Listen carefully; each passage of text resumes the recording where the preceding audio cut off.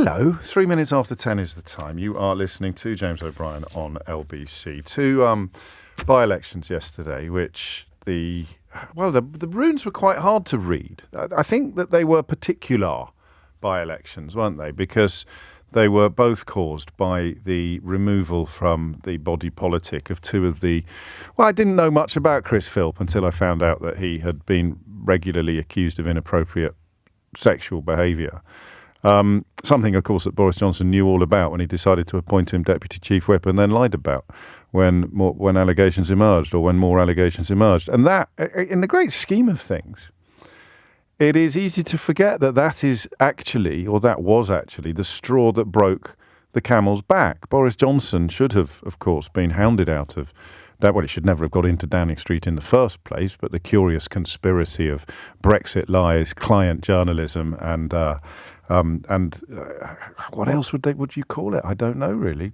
Probably just Brexit lies and client journalism. Oh, and his unique ability to call a spade a pineapple. That was what, of course, propelled him into Downing Street. But he should have been roundly removed from there on half a dozen separate occasions, at least two of which we'll touch upon today, because I don't know how closely you're following the COVID inquiry, but it's about as bad as you might have expected.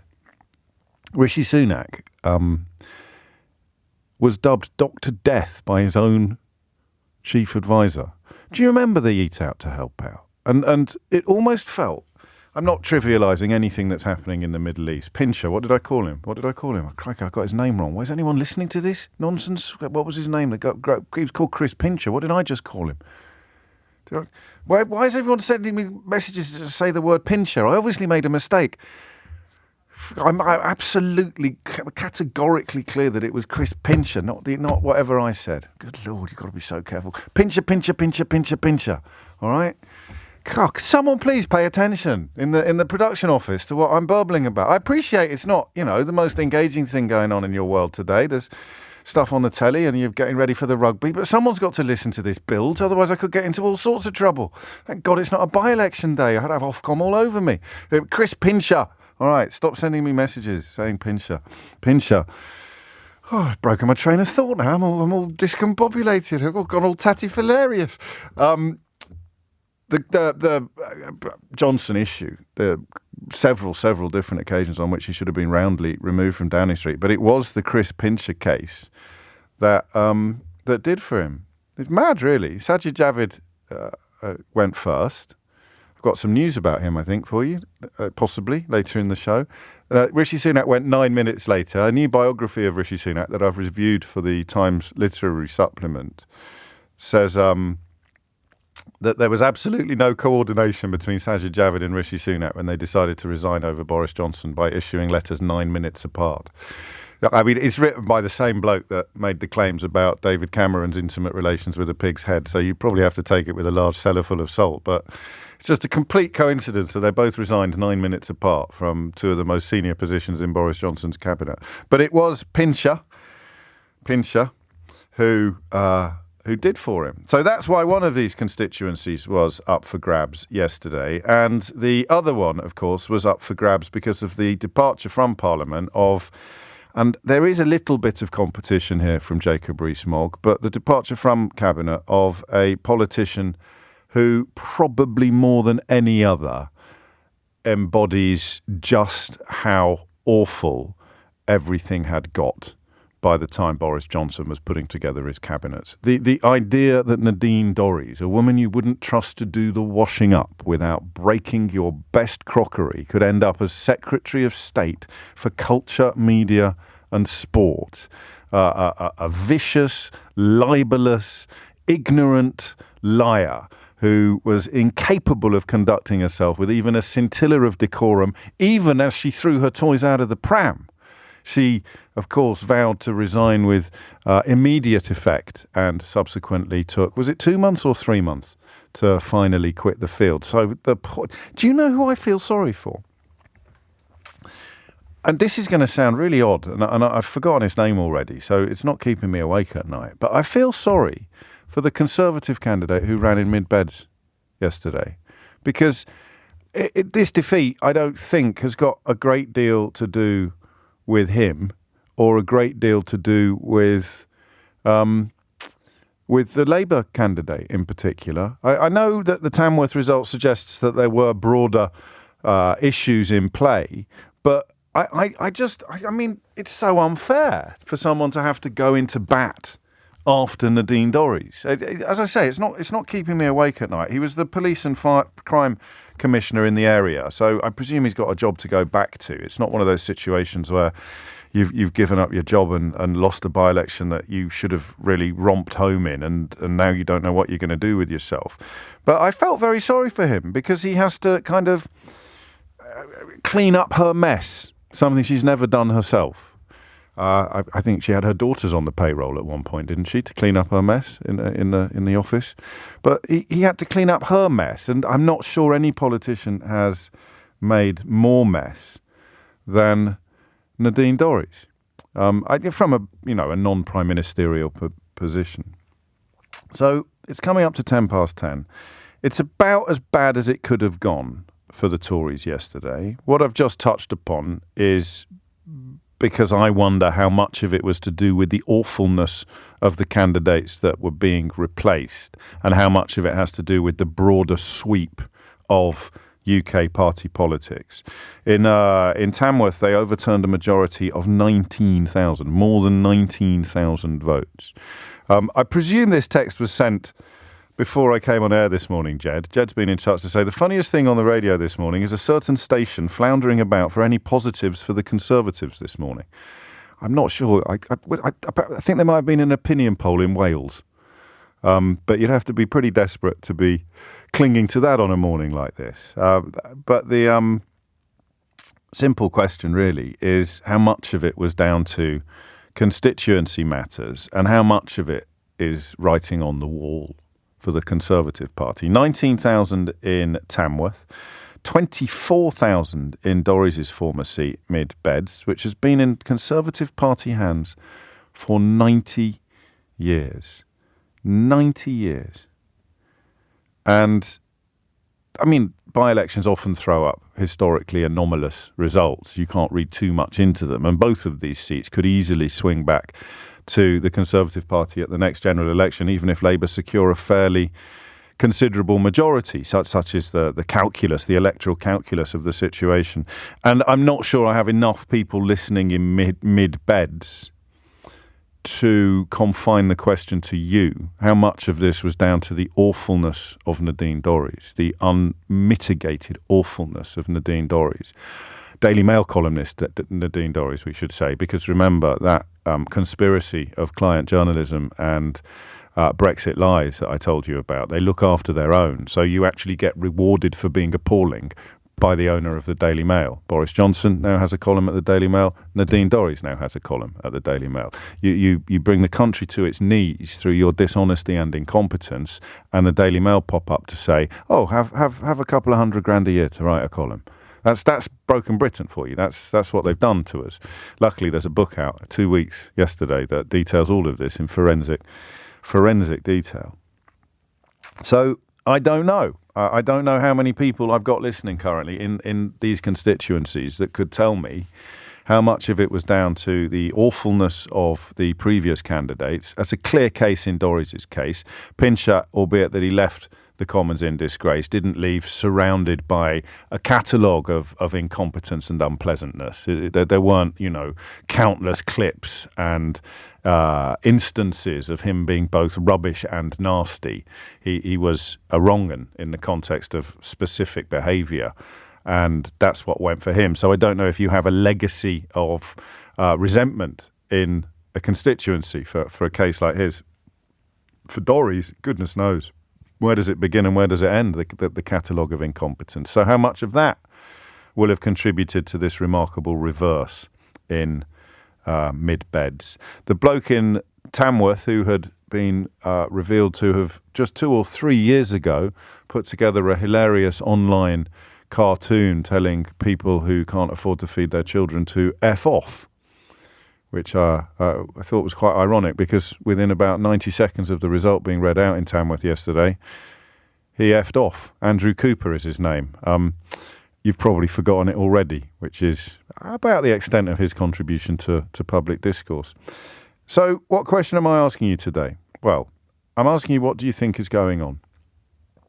You'll notice there's no celebratory tone in my voice, even though I find the current iteration of the Conservative Party to be almost unbelievably awful for our shared country. But it's not footballification. Keir Starmer's caution is becoming troubling. There are no wins to be had from just cheering according to the colour of your scarf or jumping up and down according to your previous tribal loyalties. The question that I'm asking is very, very broad. I think we've been so immersed in Middle Eastern politics now for 2 weeks that we can allow ourselves a bit of a sweep, a bit of a wider survey of the political landscape. So we will use Mid-Bedfordshire in particular, and Tamworth a little as well, to ask the question, how much of it was hatred for Dorries? How much of this do you think was down to Nadine Dorries being such an unfeasibly awful human being and politician? 0345 6060973. But, bigger question, what does it say? How bad is it? There you go. I'm going in with this. How bad is it now for the Tories? How bad do you think it is for the Tories? And on days like this, on mornings like this, I do like to hear from traditional Conservative voters. I'm fascinated, and I don't think anyone's really studied this yet, but a sort of a passionate Conservative, a loyal Conservative, a committed small and big C Conservative who recognised, for example, the idiocy of leaving the European Union or the awfulness of Boris Johnson. I think you must be the loneliest people in British politics. Even for Labour supporters who were very unimpressed by Jeremy Corbyn, at least there was still a cabinet full of people you could get behind, even if you struggled to get behind the actual leader. For lifelong Conservatives, dyed-in-the-wool Conservatives, One Nation Conservatives, decent, honest Conservatives, what the hell has happened to you? Not even your party, but what's happened to you? You knew that leaving the European Union was a ridiculous idea. You knew they were lying about it. You knew that when Boris Johnson purged everyone from your parliamentary party who was prepared to tell the truth, that it was going to cause some form of apocalypse at some point further down the line. And you knew that Boris Johnson was so undeserving of the highest office in the land that you couldn't quite believe it had happened, even after it had.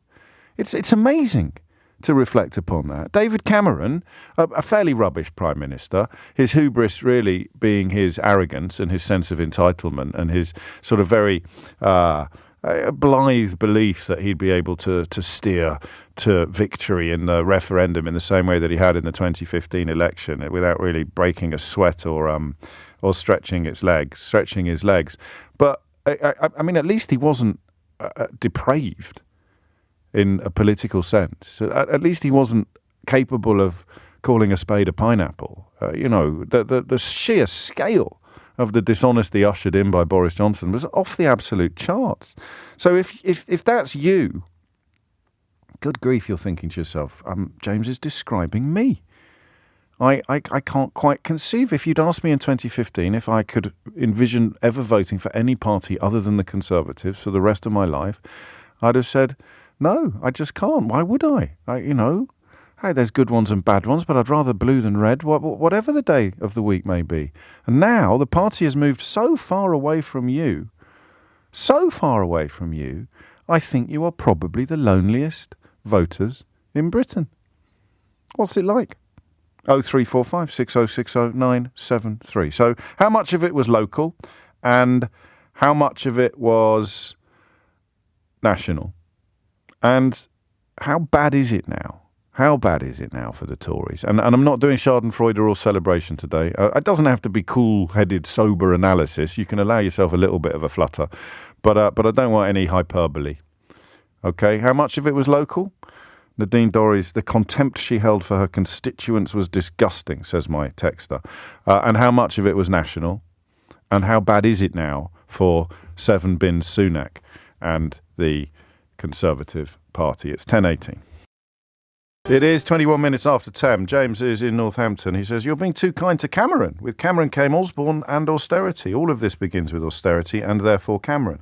I know the subsequent leaders have been more of a skip fire, so we forget the fire that Cameron started." I may have given that impression, but it's certainly not my deeper view. Credit to Tom, who clearly doesn't tune in very often. Tom's been in touch to say, "Hi James, what's the name of the book you mentioned?" Well, oddly enough, Tom, the book that I mentioned makes precisely the point that James in Northampton just shared. You cannot unpick the catastrophe that is the current Conservative Party without starting, and indeed you cannot unpick the diminishment of the United Kingdom without starting, at least in part, with David Cameron and austerity. The book is called How They Broke Britain, Tom, and it's published on November the 2nd by, what's his name? That really annoying bloke on the radio. You know, the one who thinks he's right about everything, and usually is. What's his name? James O'Brien, that's the fella. Alex is in Clifton. Alex, that's in Bedfordshire. What would you like to say? It is. Good morning, James. Pleasure to speak to you. Likewise. Look, I would say there are three reasons why my wife and I voted Labour for the first time yesterday. Because we are, exactly as you described, yes, Tory voters regularly, have been probably ever since I voted Lib Dem when I was a soon-to-be student at 18, when they promised to not put any... God, you're all sorts of case studies, aren't you? Indeed. I'd say there's three reasons. I think 33% of why, and it is only 33%, yes, is because of Dorries. Right. I mean, she was AWOL. Yeah. Having lived here for 5 years, almost everything you say about Dorries, despite it sounding extreme for anyone that lives outside of the area, is true. Right. She was never here. There was never a constituent meeting to be had on a Friday. You know, all of that stuff was just, it was an abdication of duty. It was. So the Tories definitely weren't going to get my vote or my wife's vote this time around. So then, well, who do you vote for? And I think 66% of the reason was probably for two parts. The first thing to say is both the Lib Dems and Labour tried really hard in this area. They were around every day, putting something through the door or knocking on the door. And I'm on paternity leave at the moment. Okay. So I've spoken to lots of them. And, you know, what I would say, first of all, is, you know, from a Labour perspective, the campaigners asked what's important to us.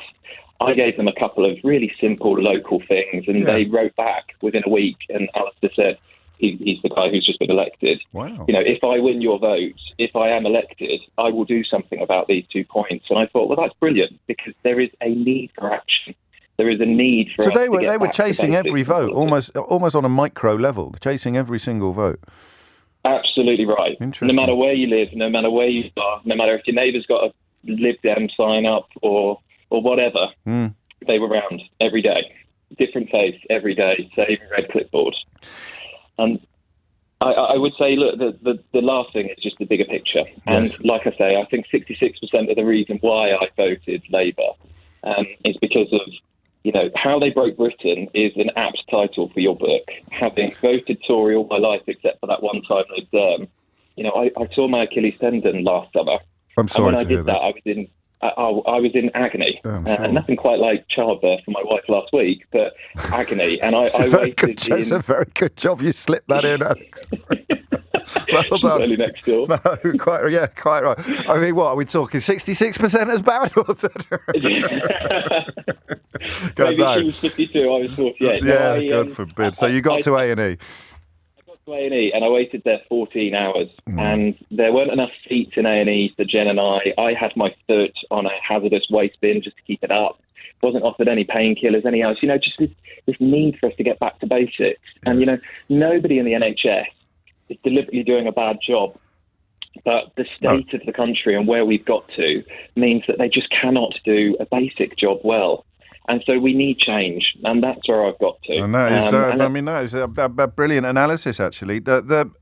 Just briefly, and this is not important in the great scheme of things at the moment for the conversation that we're having, but can you see, just as specific to your constituency and I suppose your vote, will it swing back? Because if it's 66% circumstance and 33% local, then it could swing back at the general election to the you know, the Tory voters who either stayed at home yesterday or can't quite believe that they voted Labour.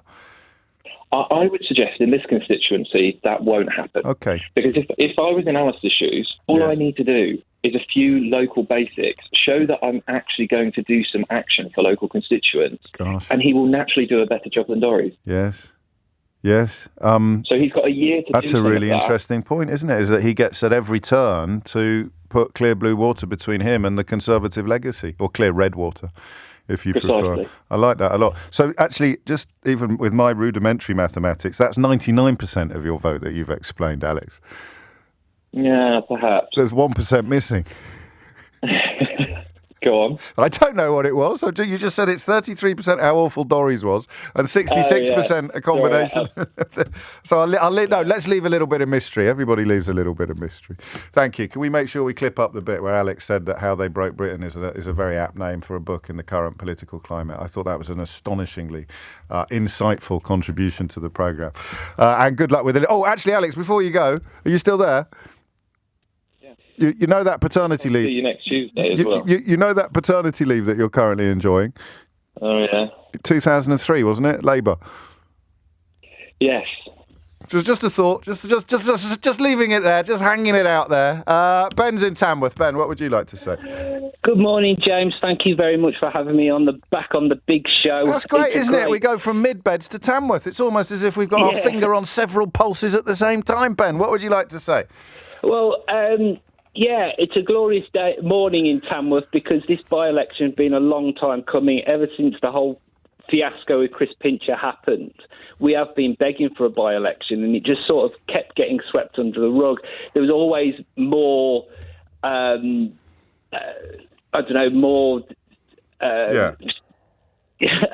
can't think of the word, sorry, mate. But there was always some other story that the media wanted to cover, say Nadine Dorries had done something stupid or something like that. So Chris Pincher's, the by-election in Tamworth never really got as much media attention. No.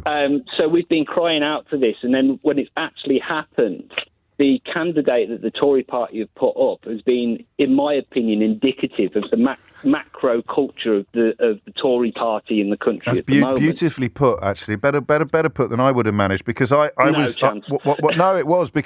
described him as precisely the sort of character that is attracted to the current iteration of the Tory party. Yes. The kind of bloke who goes on Facebook sharing memes abusing poor people. That's the kind of bloke who looks at Rishi Sunak's party and Lee what's his name's part 30p Lee's party, and thinks that's the place for me. Whereas our last caller, a lifelong Tory, looks at it and goes, "What the hell has happened here?" But not just that. He went and that Facebook post or whatever it was got exposed. Yes. And then the proverbial excrement hit the fan, and it was all over his Facebook. Lots of Tamworth constituents going onto his Facebook post to say, "What's this all about?" Oh, yeah. He ended up doubling down on it.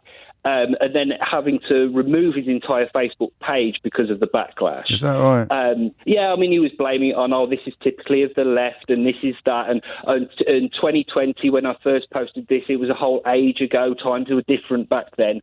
And then he went on Channel 5 and actually reiterated that. Didn't show any contrition, empathy for people who might have hungry kids, and doubled down on it. And it was just so typically Tory, typically Johnson, typically Patel or Braverman. Yeah. You know what I mean? So we've got this, as I said to the person who originally took my call when I called in, there's this macro landscape in the country that already, people are angry and want to get the Tories out, and that they'll vote tactically.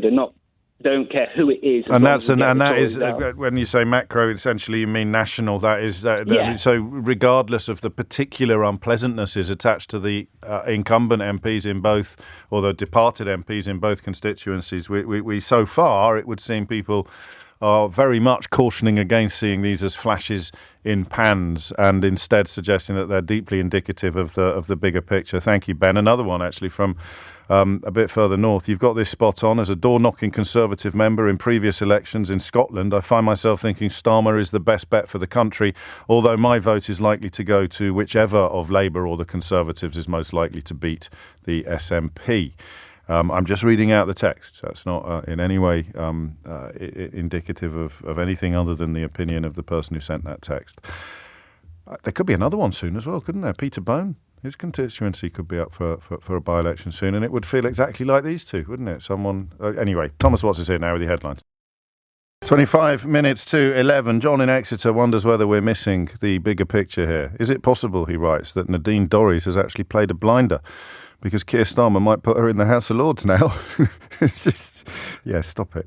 And going back to mid-Bedfordshire, I agree with Alex. Dorries was absent in the 7 years, writes Laura in Barton, that I've lived in mid-Beds. The Labour and Lib Dems nailed the doorstep engagement, listened to constituents.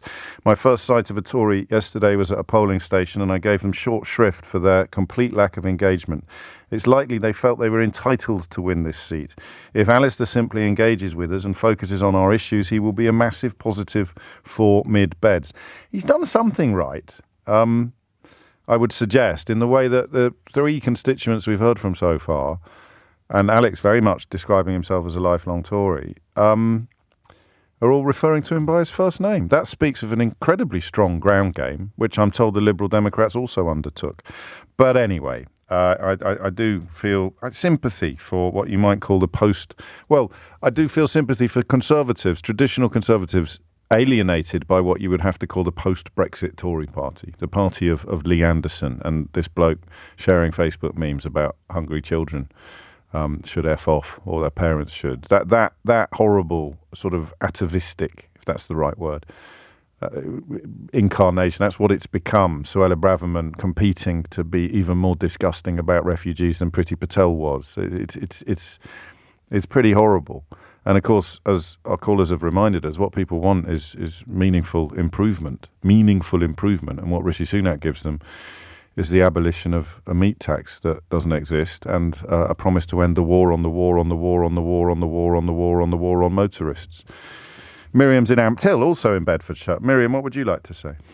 Hi.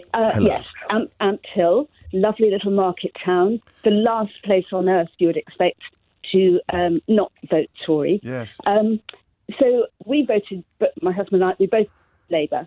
The main driver was get the Tories out, for sure. Okay. Because everything's been said about Nadine Dorries. It's just too boring to go over.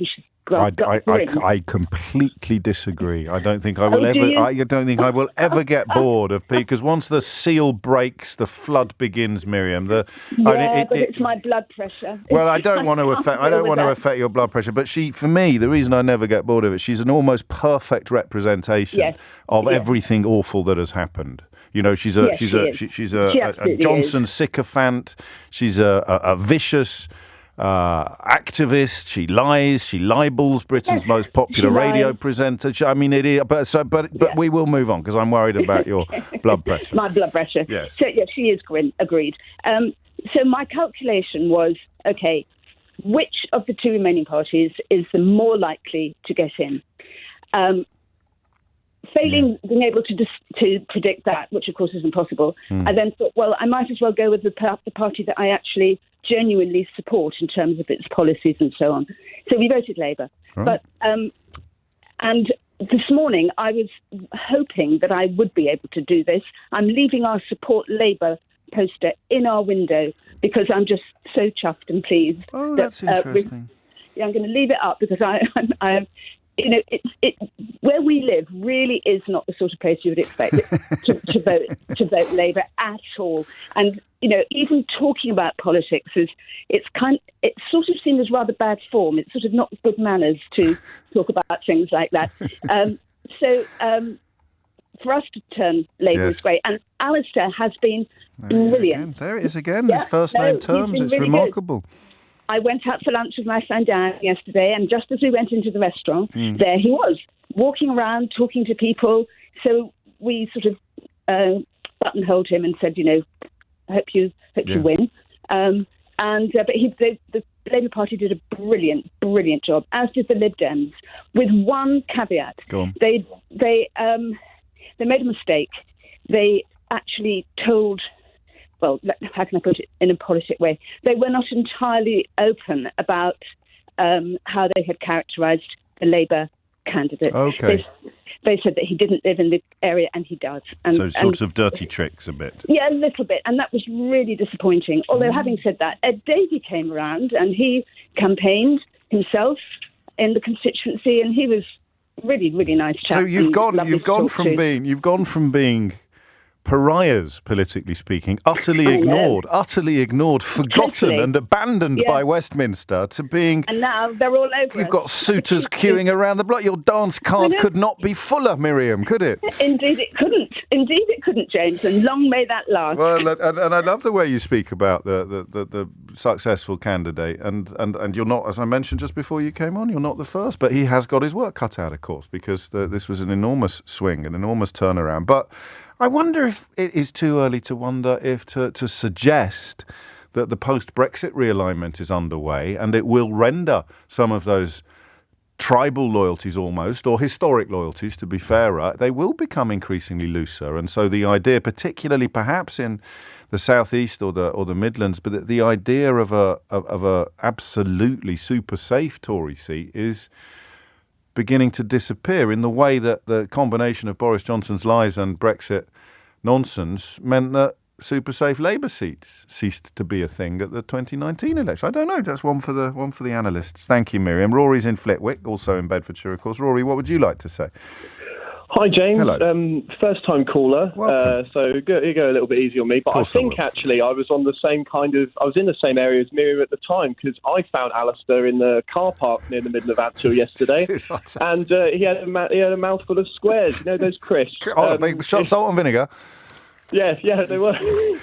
But it's the most human I've ever seen a politician in my life. That's so interesting. I'm very much along the same lines as her, really. There was a big question for tactical voting here, whether there were enough Conservative voters willing to vote for Labour compared to the Lib Dems. Yes. Because obviously we have a lot in common with places like Somerset and Frome, which went to the Lib Dems, and each side was really putting forward their case of why they were available or able to win. But really, I come from a household of a number of different kinds of voters. But it was really after my mum flipped from Conservative to Labour this time around that kind of made me go, I think I'm going to check my box for Labour over the Lib Dems. This is a big deal, isn't it, Rory? So I don't think I've conducted a post-by-election phone-in quite like this. Certainly not where everybody who's flipped votes is talking about the person they flipped to as if they were sort of an old mate that they were eating crisps with in the car park yesterday. Can I ask, can I just ask about your mum and why you were so surprised that she flipped, and how big a part, what I called earlier, I described it as Keir Starmer's caution, but Mike in Sutton has been in touch. He says, you mentioned Starmer's caution, James, but the opposite of caution isn't always boldness. Sometimes it's carelessness. Do you think your mum is one of those voters to whom Keir Starmer's very, very careful approach has made a difference? I think that certainly might be part of it. I think part of it is also definitely a protest vote against Nadine Dorries. So that could swing back then. Talking a lot more about that. That could swing back in a year. But maybe. We'll have to see. But no, she was actually quite happy that Alistair won. So it's clearly not just a protest vote in the sense of, the Labour candidate won now. Yeah, okay, thank goodness Dorries is out. But she was genuinely happy this morning. That's but really it was a really powerful moment, because both of my parents have been Conservative voters for basically as long as they've lived. Both born in the 60s. A lot of their political awakening was to do with the strikes in the 70s. Yeah. As you can tell, I'm quite young. I never saw any of that. But it meant that, after Thatcher, it was Conservative all the way for the rest of their lives. But that's really interesting. Got so something has moved. And I like the personal touch that is coming through, like loud and clear on the call this morning. But of course, for the candidate to triumph, the ground had to have already been prepared. Even if he was a brilliant candidate, the willingness to wobble, the winnability of the votes of people like your parents was established not by the candidate, but by the broader political landscape. This is absolutely fascinating. And I know I've just done it. I think that is, it's not Flitwick, it's Flitwick. And we've been here before, haven't we? I've made that mistake before. So now my inbox is basically full of people saying Pincher, and it's Flitwick, not Flitwick. What a time to be alive. It is 10:48 and you're listening to James O'Brien on LBC. Let's have a few texts, because they're quite they're always interesting. How bad is it for the Conservatives, you ask? I am a lifelong Conservative and I wouldn't vote for them. That's unsigned. Tracy says it's about how awful and incompetent Festus is. That's the defeated Conservative candidate in Mid-Beds, and how awful Nadine is. But we don't want Labour. Next time they will have a better Tory candidate and they will win. I am in Leighton Buzzard, which is nearby. Danny is in Amt Hill, which is the village from which Miriam called in a state of high delight and surprise at the turnaround here. And he says, I'd say a large chunk of this is due to Dorries. The delayed departure only made it worse and allowed Labour to get organised and campaign hard. But Alistair Strathern was a superb candidate and worked his, I shall say backside, if that's all right with you, worked his backside off throughout the campaign. He's already been more visible than Dorries ever was. That's an astonishing kind of, what's the word I want? A summary of Nadine Dorries as MP. A bloke who's not been an MP for 24 hours yet is described by a constituent as having already achieved more visibility than she achieved in, I forget how many years. And anyone tuning into the programme relatively early, you should know we were very, very early adopters of understanding exactly what Nadine Dorries was about. Very, very early adopters. So the slow dawning for the people of Mid-Bedfordshire is a little bittersweet because of the damage that these people have done as a consequence of all of the things that I bang on about every morning. Let's move a little further north. Daniel's in Doncaster. Daniel, what would you like to say? Hello, James. Hello. Good morning. Thank you for having me on. Wonderful show that you do. Please don't ever stop doing it. It's a very important show. Thank you. And, lovely thing to say. Thank you. And it's a pleasure to follow some of your other callers this morning. I don't know if I can really add a great deal of insight because they've already made a lot of the points I was going to. Well, you're outside the constituency, so it'll be interesting to hear the sort of broader view. This is true, yes. I'm very much in a red wall seat these days. I used to live in Sheffield Hallam, Nick Clegg's old seat, and before that I lived in Nottingham for a long time. And really, I woke up to this news this morning and I just feel really happy. Like I wouldn't say it's Schadenfreude, but I do think the people in these constituencies are showing us the way because there is no such thing as a safe Tory seat anymore. And, it really shows if people really want a change, if you go out and vote for it, and if enough people do it, it will happen. And I say that as an ex-Conservative, not as a voter, but volunteer, campaigner, canvasser. I used to, pre-2015, I did quite a bit of volunteering for them, actually. Yes. And I remember how happy I was when they won the 2015 election outright. Yes.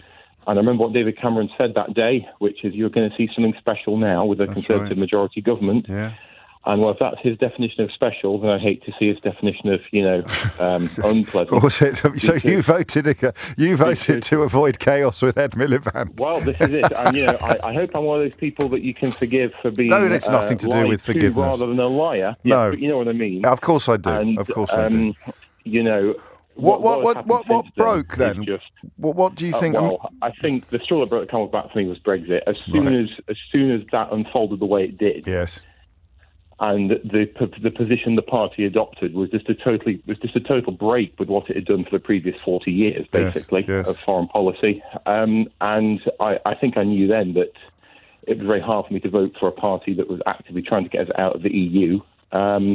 Even though it was post-referendum, there was obviously a lot of issues with that referendum, which we won't bother going into now. Of course, but there was no reason to go as extreme or as radical as they chose to. They went very extreme. And what has happened since then is, the Conservative Party is no longer one that I recognise. I would certainly in the past have described myself as a one-nation Tory, somebody who, believed in making society a better place, believed in equalising opportunity and giving people personal responsibility, all that type of stuff, and crucially respecting people from whatever background they come from. Yeah. And that is not the party that is in power now. No, and clearly not. It is an extremely unsettling agenda that has got control of the Tory party, sadly. I was reading about the tribulations that the Republican Party is having in America at the moment, and it was really described essentially as a party in the traditional sense of the word, only in name now. The difference here is that,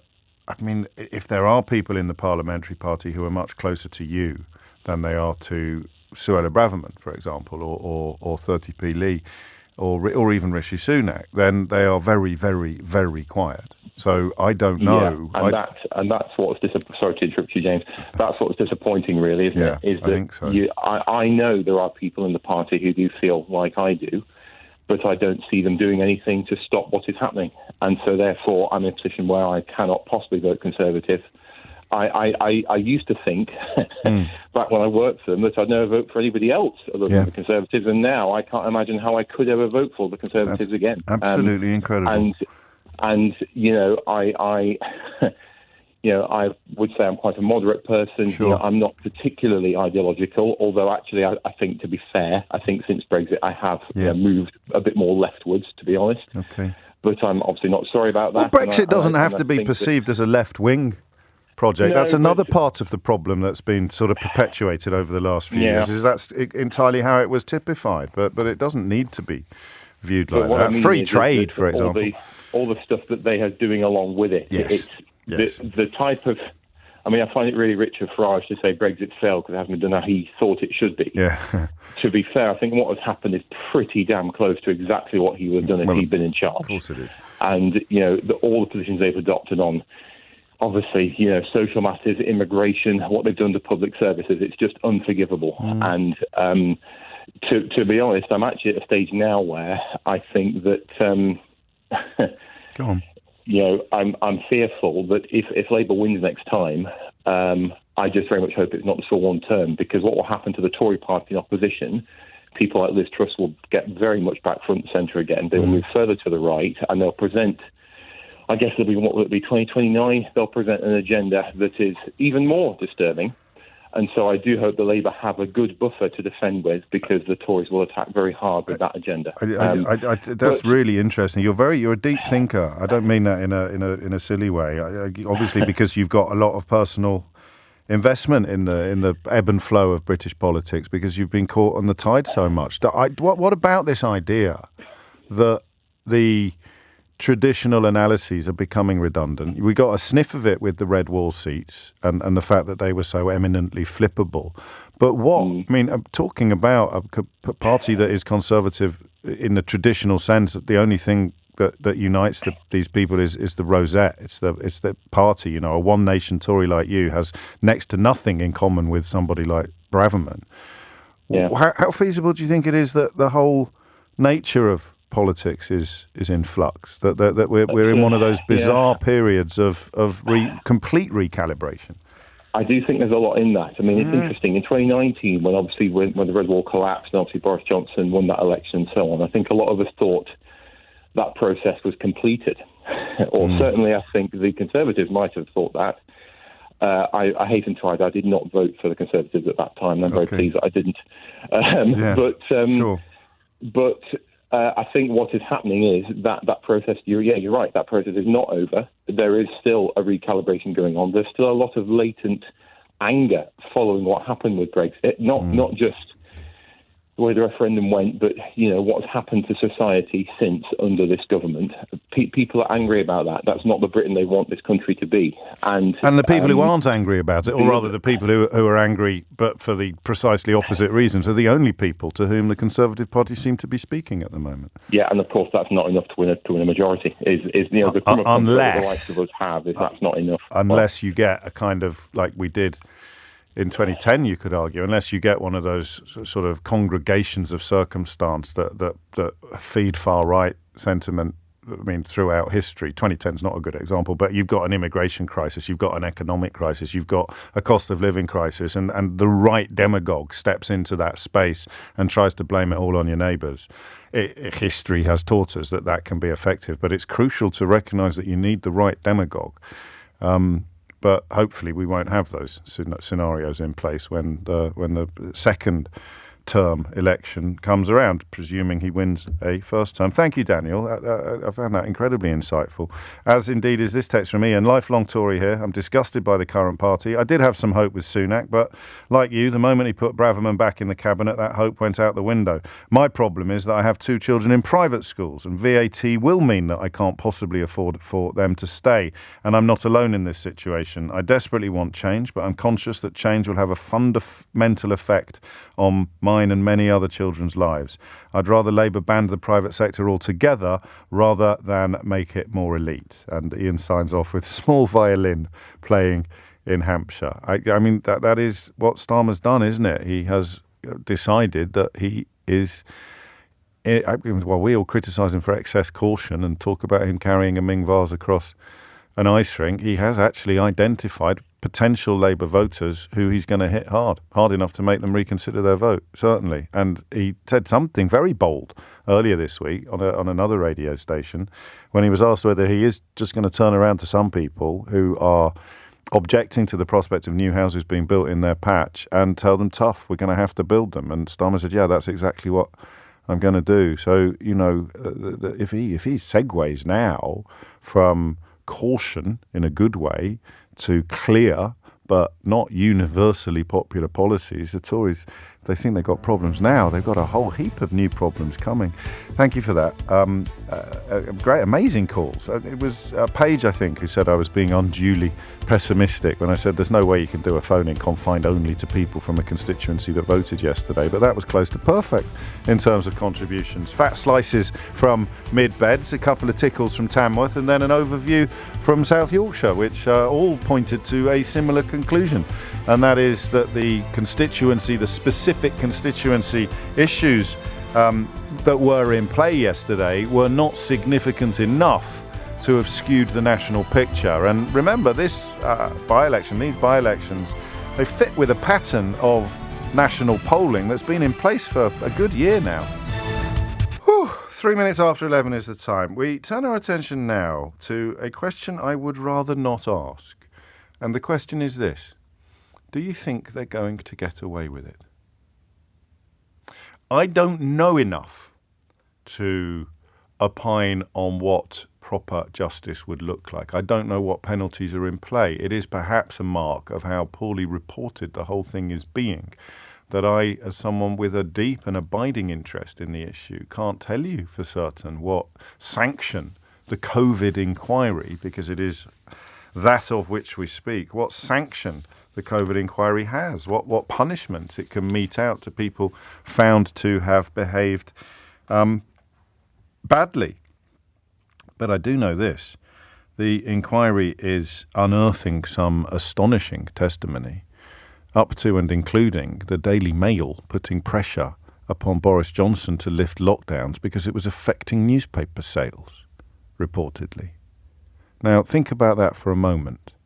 It's mad, isn't it, how the current political climate is almost working retrospectively to prove every single thing we've been talking about on this programme for the best part of 7 years. The last hour was a sort of hinge point would have been the utter awfulness of Nadine Dorries, and now we're looking at the utter awfulness of the Daily Mail, putting pressure on the utterly awful Boris Johnson to lift the awfully late lockdowns because it was affecting newspaper sales. But that's the problem, you see, because so much of the media was complicit in the mess in Downing Street. I don't know whether enough people are going to find out about what the COVID inquiry is unearthing.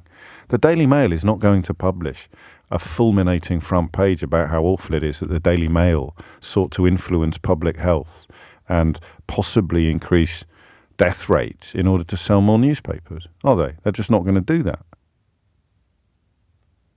So who is going to tell you? Where is the information going to come from?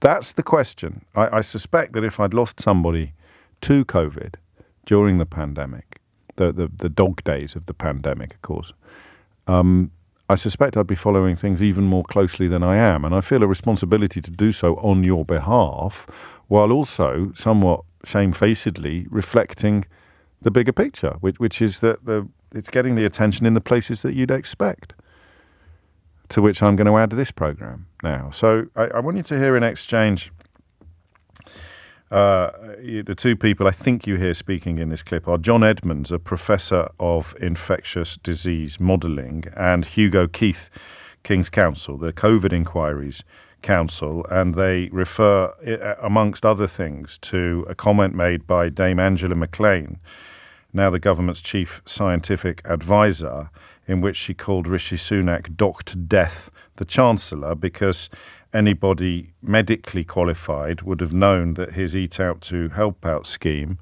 was horrible. Do you remember the tightrope we walked at the time? And I just found, because we all wanted it so badly, didn't we? Do you remember? It was as if, well, look, he's the Chancellor of the Exchequer. You don't have to be a cap-doffing, forelock-tugging fool to think, well, if he thinks it's okay, I mean, he's getting all the information. He's in the room where it happens. The room where it happens. He's not Boris Johnson. He's not a massive opportunist who spent his whole life lying. Rishi Sunak says we can all go out for a meal and it's going to be cheap because he's subsidising the. Do you remember? I can feel my dander rising on this one. I think it had a lot to do with him. It was before we knew that much about him. He just seemed like quite a nice, shiny little fella, didn't he?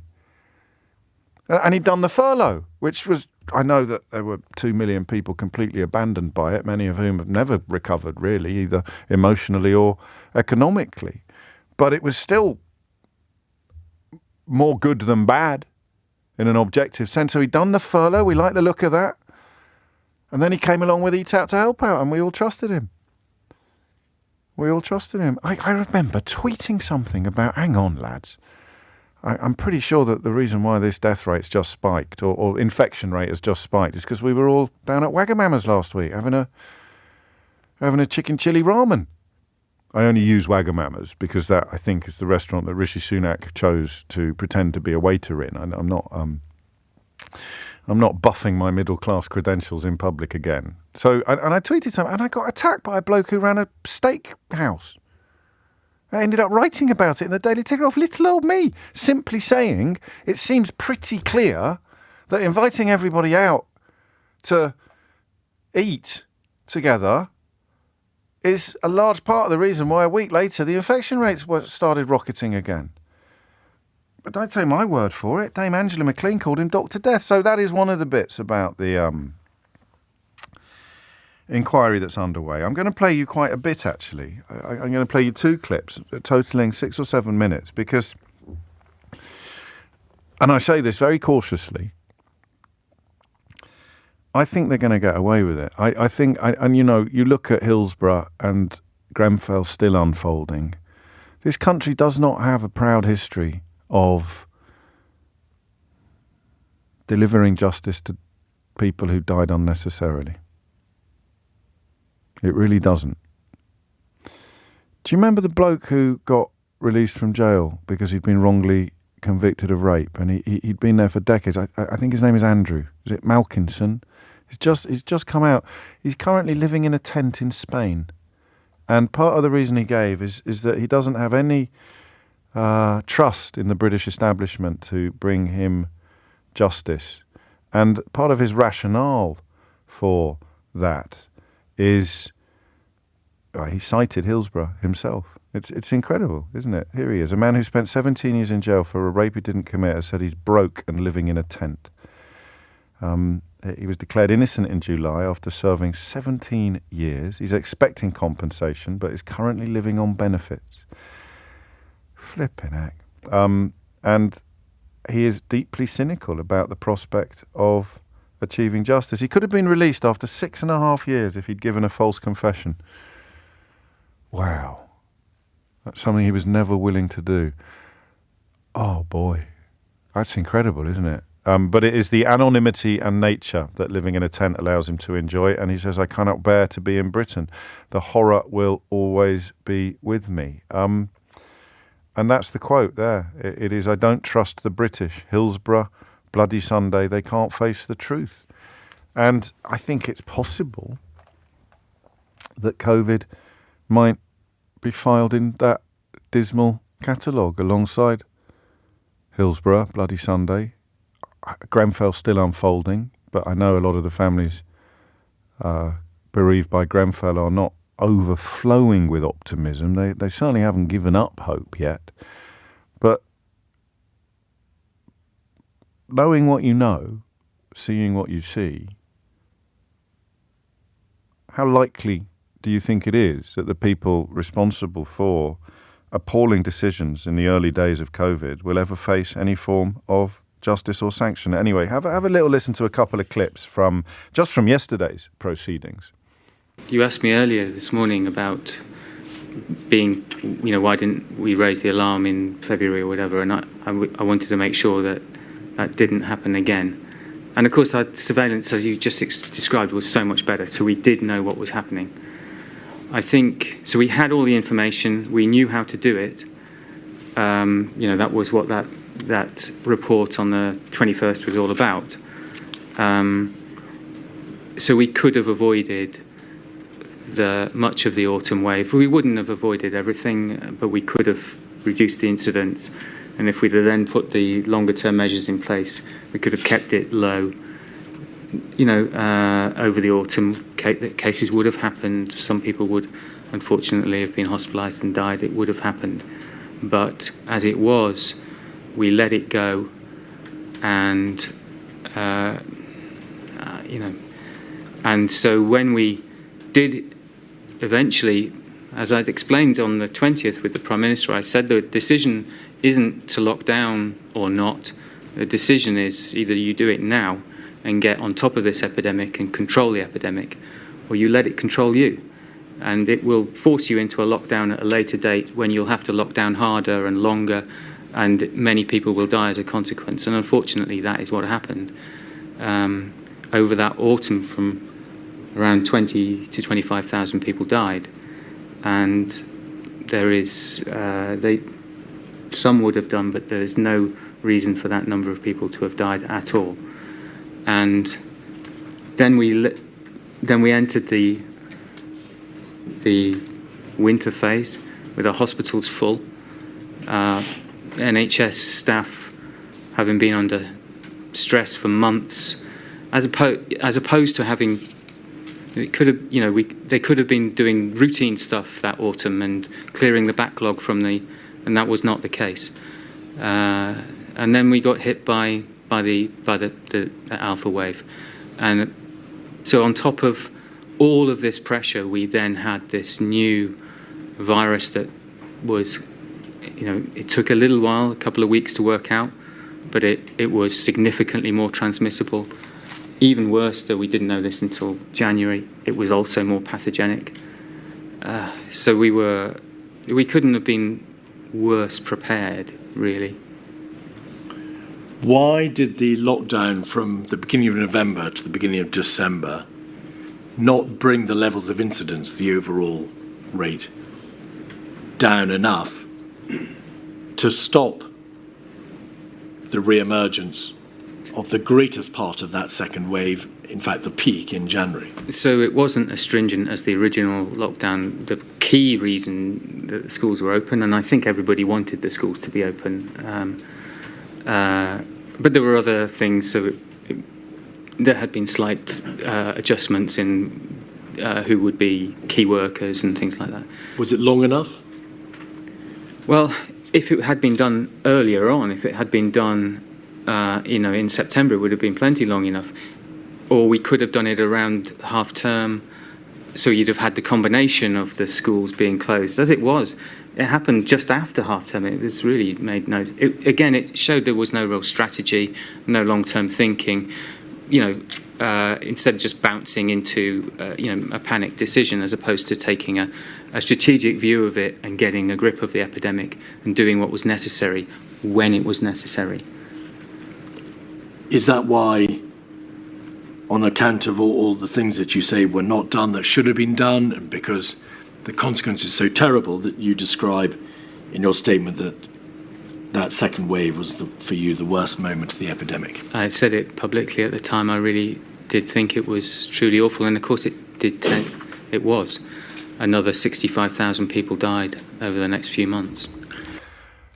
It's impossible to exaggerate what you just heard. A significant portion of 25,000 people who died would perhaps still be alive, according to this professor of infectious disease modelling, if the government had followed the advice they were receiving from people like him. And then when the next wave came along, after lockdowns had been loosened and lightened, albeit that they were already late, another 65,000 people died. Do you know what? I'm beginning to understand why Tory supporting, very, very wealthy Tory supporting billionaires have started setting up more media organisations to peddle conspiracies and lies about COVID. I never really got it. I thought, well, this is nuts. They're hemorrhaging money. They've got no viewers. They've got no listeners. And they're peddling conspiracy theories live on air. But, you know, in a normal country, this would kill off the Conservatives forever. Forget the by-elections. What you're learning about here is Rishi Sunak being called Dr. Death by the government's chief scientific advisor, because everybody who understood anything knew that sending us all out to Harry Ramsden's with a voucher in our pocket was going to see an explosion in COVID rates, some of whom would then die. And not locking down when they were told to lock down, because they were... Remember when he went on the telly and talked about letting it run through the population like a dose of flu? Absolutely breathtaking. But I don't know what the... I don't know if this works as a question. Do you think they're going to get away with it? I'll have a think, and we'll listen to a little bit more after this. 21 minutes after 11. I mean, what can we do? It's another question worth asking. So here's a story that doesn't come with any audio. Listen, 21 minutes after 11 is the time. I'm off next week, so my energy levels are quite bouncy, I suppose. I'm not demob happy, but I don't feel quite as beleaguered by the news and the tragedy unfolding in the Middle East as I have. Well, of course I still do, but we're talking about other things, so I can break the rules a bit, is what I'm saying. So I don't have a phone-in topic for you at the moment. I just have some reports, and I don't feel particular pressure. There it is. That's what I was looking to say. I'm not feeling the pressure of the work as much as I have done for the last 2 weeks, because I'm halfway through my last show for another week. And so I don't mind if there's no phone in here. I can talk to you about this because somebody has to. And I don't need you to join in, but I would like you to. I just can't think of a question to ask you. I'm sorry. I don't know what the question is. Do you think they'll get away with it? Makes me sound like something out of Scooby-Doo, doesn't it? It's just those pesky kids. But it's really important that we keep talking about this, because everywhere I turn, there's another story.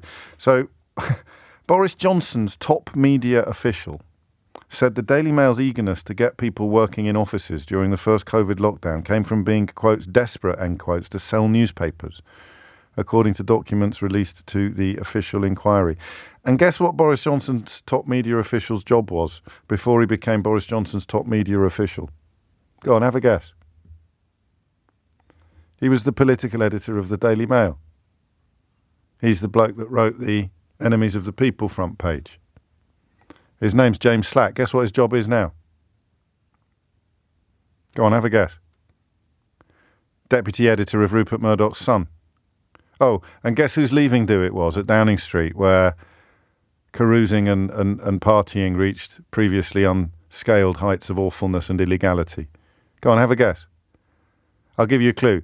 He used to be Boris Johnson's top media official, and before that he was political editor of the Daily Mail. Any thoughts?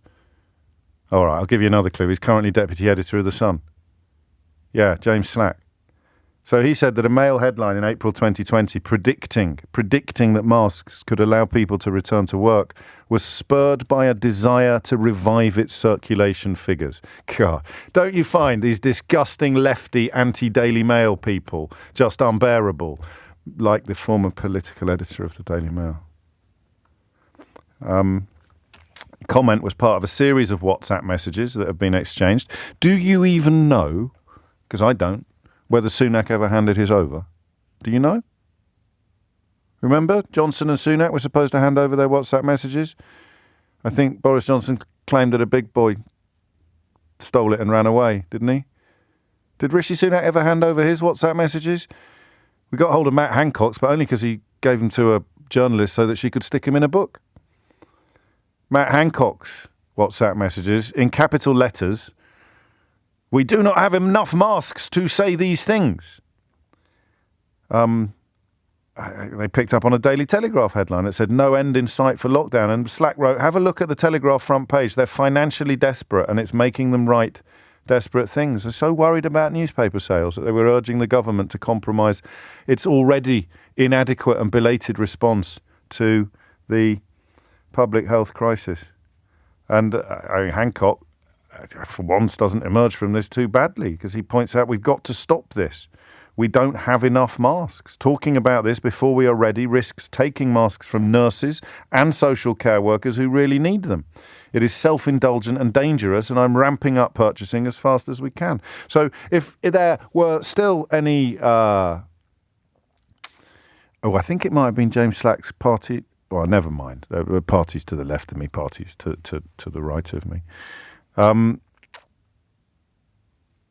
think that we now can solve the mystery of why some people kept banging on about working from home being so awful. I suppose you need to work out how adjacent those people are to the interests of newspaper owners. So if they've spent much of their life in the pocket of the Barclay brothers or Rupert Murdoch or Viscount Rothermere, then they would have been popping up on your telly and bending your ear about how awful it was that people were working from home, because they were more worried about newspaper sales than they were about your nan's life. And it's coming out in dribs and drabs. I'll give you the phone number, but I haven't got a question. 0345 6060 973. Except perhaps this. You are following it bloody closely. So you can tell the rest of us what's going on. Because I've got this really grim sense that this is almost happening in a vacuum. Apart from The Guardian, I'm not sure, and the BBC will be doing their best, but the BBC's under constant bombardment from the actual government, as well as the newspapers responsible for... So the BBC's cowed, you see. Why do they keep attacking the BBC? Well, so that the BBC doesn't report things like this in as much depth and detail as it should do. I hope I'm proved wrong about that, and I hope I'm proved wrong soon. But there it is. And there's more. So you remember this strange bloke, Carl Hennigan, who kept getting cited by people who were desperate to claim that we didn't need any lockdowns. Do you remember that? You popped up quite a lot. Used to see it in Idiot's Corner. Used to get cited. You'd think, well, you found one. What was his title? You found one scientist, a professor of evidence-based medicine at Oxford University, who was critical of several. You found one, and you're doing what you did on Brexit. It's the Patrick Minford paradigm, as Emily Maitlis described it. Every economist in the world thinks Brexit is a stupid idea, but we found one who doesn't. So we're going to give him exactly as much airtime and attention as all of the others. Well, this Hennigan dude fell into that kind of category. You'd have most or almost all public health officials in the game persuaded. And don't forget, Starmer was calling for, as Mark in Tooting has reminded me, calling for a circuit breaker in the September that was being referred to in that original clip. And Boris Johnson started calling him names at the time instead of listening to the wisdom. And that chap, that Hennigan chap, he pops up in the next clip, or at least he is referred to in the next clip. Have a listen to this. During the course of that debate, I think you and Dame Angela McLean WhatsApped each other. Could we have, please, 207199?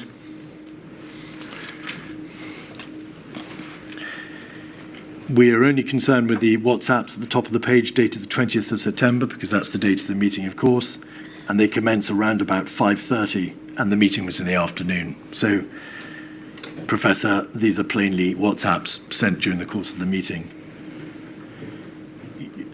Dame Angela McLean refers to, are we going to bring up the Seattle fishing vessel? Was that a reference to data gleaned from a fishing boat where a number of seamen had been shown to have antibodies and were well protected. Earlier infected. Angela McLean, who is this John Edmonds, every statistic is wrong. Angela McLean, Patrick and Chris will discount him later. Were those all references to the proponents of the contrary side of the debate? I'm pretty sure it's your next witness. Professor Hennigan. All right.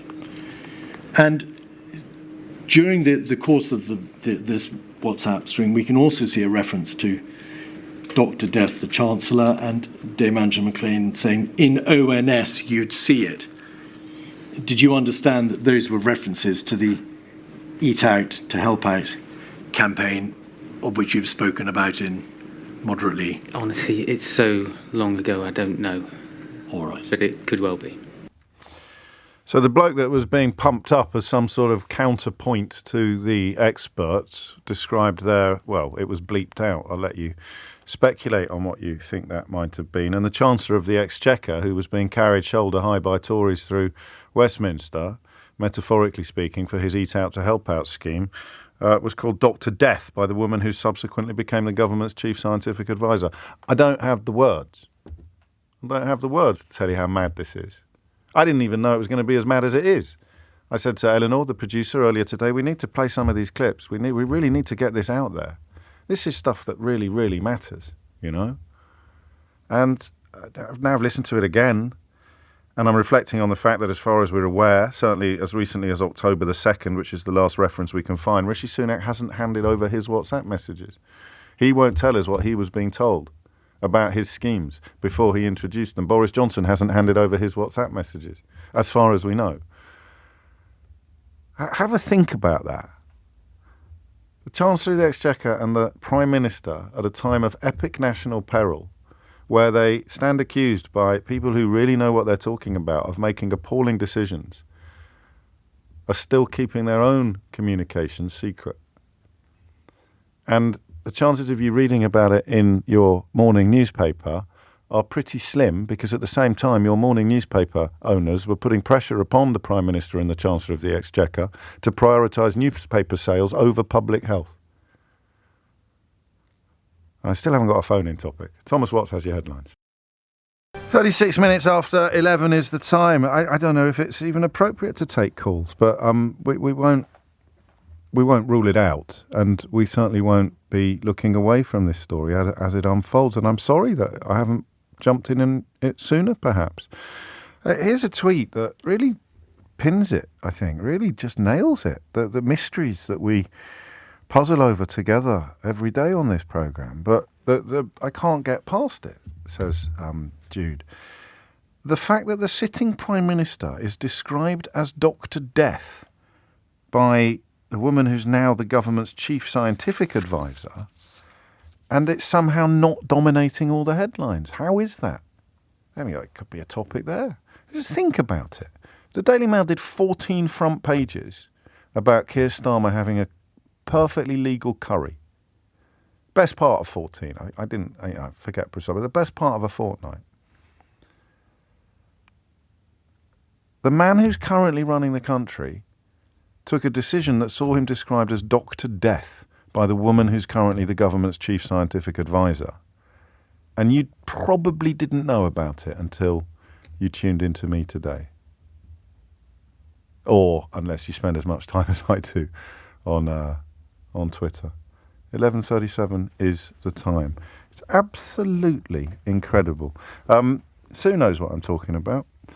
Hello, James. Yesterday, my dad asked me, does anybody have any idea why the English news media are completely ignoring the horrendous evidence being presented to the COVID inquiry? We know why. He lost his wife of 60 years in early January 2021. The decision not to lock down earlier directly precipitated her death. She went into hospital after a fall and caught COVID from an asymptomatic patient. She never came home. I'll read you this on a very different note. And nowhere near as upsetting, Sue. I'm so sorry for your loss. Hi. I don't think this chap's been in touch with me before. And the text is constructed in a way that is not common for text coming into the programme. He writes, hi, my name is Barry Rimington. I was the landlord of the Greater Good Inn in Fovant, Wiltshire. We did not run the Eat Out to Help Out deal, and our village hated us for that. My wife Catherine was a nurse and said this is madness and will cause a huge problem with COVID infections. We really were blackballed by the locals because they missed out on cheap meals. Rishi Sunak should be banged to rights for the people that died because of his thoughtless initiative. And yet I began this hour by wondering whether he will be. I don't see that he will be. Why not? I mean, is that the question? Should we ask on behalf of Sue's dad, why is most of the English news media completely ignoring the horrendous evidence being presented to the COVID inquiry? 0345 6060 973. provided you with some answers, provided you with some possible answers. But I can't provide you with all the answers. It's absolutely breathtaking. And Sarah, again, adds to the question of why Rishi Sunak hasn't handed his WhatsApp messages over to the inquiry, and also why he hasn't been compelled to. I thought we were talking a couple of months ago about how they would have the power to force it to happen. Steve takes up the same point. Now we know why Sunak doesn't want his WhatsApp messages being read out. It's so politically damaging it could affect his electoral chances, which can't, on the current form, and certainly after yesterday's by-elections, which can't get much worse. What if you're bereaved? What if you're grieving? Are you following this really closely and sitting there wondering why the news media isn't? We couldn't talk about anything but COVID for months upon months upon months upon months upon months. And now some of those mysteries are being solved. Why is so much of the newspaper industry committed to turning down the measures, turning down the protections? Why? And now you know, because a former political editor of the Daily Mail was sending WhatsApps to his boss in Downing Street, explaining that they were really, really worried about the impact it was all having on newspaper sales. So got to get people back to the office. This is breathtaking, and yet. Colin's in Leeds. Colin, what would you like to say? Hi, I'd like to say that for me, they've already got away with it. They will always get away with it unless we have major change. I mean, Dr. Death himself is now Prime Minister. Yeah. Right? So how else can you not get away? Stop. Just say that again. Dr. Death himself is now Prime Minister. Oh, don't be so silly. Who called him Dr. Death? It's probably one of your lefty mates, isn't it? Yeah, exactly. Dame Angela McLean, the government's chief scientific advisor, sent a secret message calling Rishi Sunak Dr. Death the Chancellor. And he's now Prime Minister. Yeah. His party knew that. This is an unelected Prime Minister by even his own party. Yeah. But yet his party knew that he was known as Dr. Death by a scientist. I don't know that they did, actually. I mean, don't put me in the position of having to defend him. But I think this has only come out because the inquiry has managed to get hold of messages that the people both receiving and sending them thought it's probably the first Rishi Sunak's ever heard of it. But messages they didn't think would see the light of day. But that leads us inexorably to the question of why Rishi Sunak hasn't handed over his WhatsApp messages. Mm-hmm. It's because nobody polices them, really. Every government, in my lifetime anyway, that has done something that you would consider majorly wrong, they police themselves. You know, they never actually get responsibility. Whether you're talking about Margaret Thatcher's government or Tony Blair's government, you know, he went on a legal war and he's not only got away with it, he got back involved in politics when it came to Brexit. You know, no politician seems to ever I thought I was disillusioned. It's just. No, you make perfectly valid points. I don't know who makes the decisions, Colin, and I'm sort of in the industry in my own small way. Who makes the decisions? You know, I know who makes the decisions about what appears on the front page of the Daily Mail, but to think I'm going to pretend that Keir Starmer's curry is comparable in any way to any of this. And of course, all the newspapers were in favour of the Iraq war as well. Jack Straw gave an interview the other day where he said, obviously, in retrospect, it was a mistake. And I thought that's such an interesting contribution to public discourse because it's true and yet nothing happens. Mm-hmm. Nothing happens. Yeah, nothing ever. And it's the only job that you can think about. Even like if you look at celebrities, you know, or people who do a job like yourself, you got to be so careful on how you word stuff and how you say stuff because your job could be gone the next day. Because if you say the wrong thing, you do the wrong thing. Unless the right-wing newspapers didn't want me to be out of my job, in which case they'd circle the wagons. I sometimes think it is much simpler than we allow. I really do. Colin, thank you. I just want to hear one more voice before the next junction. Take one more call at least. And a couple more texts. James has been in touch from Liverpool. I listen to you every day. It's tough today. What they're getting away with is quite unreal. Thank you for highlighting it when others choose not to. Hey, look, we all got stuff wrong during lockdown. And what Colin just referred to, that rabid, not just legacy media, but social media, that rabid sort of mob of people desperate to pull down anyone they didn't like already for saying the wrong thing about something during COVID, made everything worse. Everything worse. But these are the people who were in charge. And obviously Colin's description of the Gulf War as illegal is filed under opinion. No charges were ever brought. He certainly wasn't ever found guilty. Tony's in Greenock. Tony, what would you like to say? Hi, James. Thanks for taking the call. Looking forward to reading your book, by the way. Oh, fantastic. November the 2nd. Roll up. I'll read it on the plane to Australia when I'm flying over to see my daughter. Oh, lovely stuff. Yeah.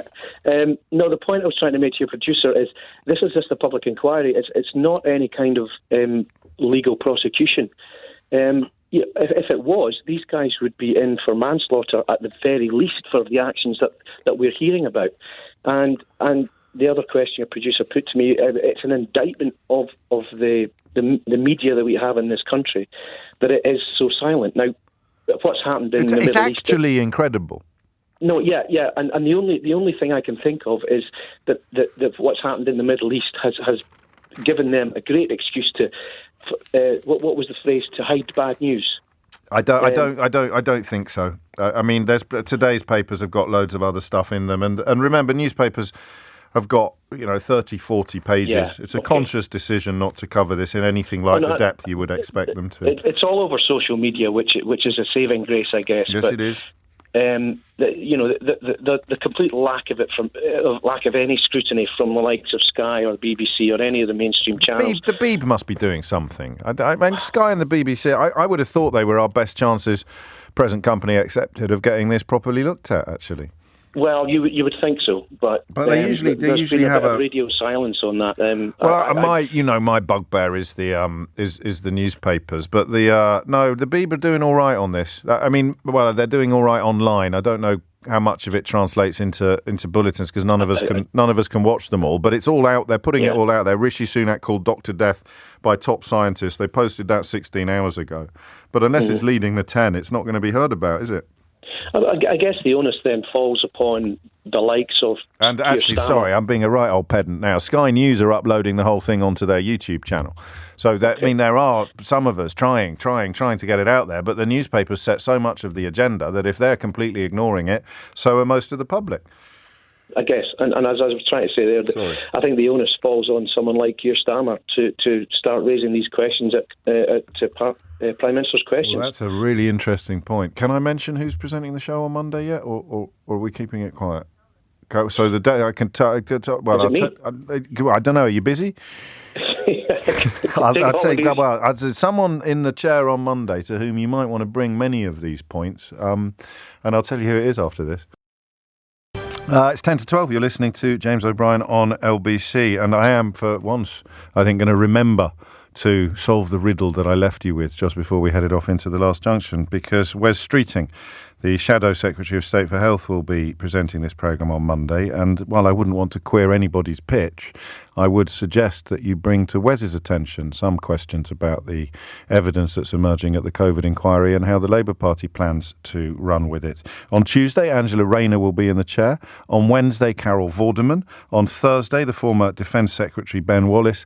And on Friday, the former Chancellor of the Exchequer, Sajid Javid. So not a bad roster of holiday cover that I'm sure you will treat with the warmth and generosity that have come to typify this programme over the years that we've been doing it together. We return now to fraught territory. We return to the case of Jimmy Lai, still imprisoned and still... I don't want to say benefiting Sebastian, who is Jimmy's son, but still subject of your tireless campaigning for his release. What's changed since we last saw you? So a few unfortunate anniversaries. One is the 1,000th day that he's been in prison. His trial has been delayed for the fourth time now to December the 18th, and he's almost 76. So...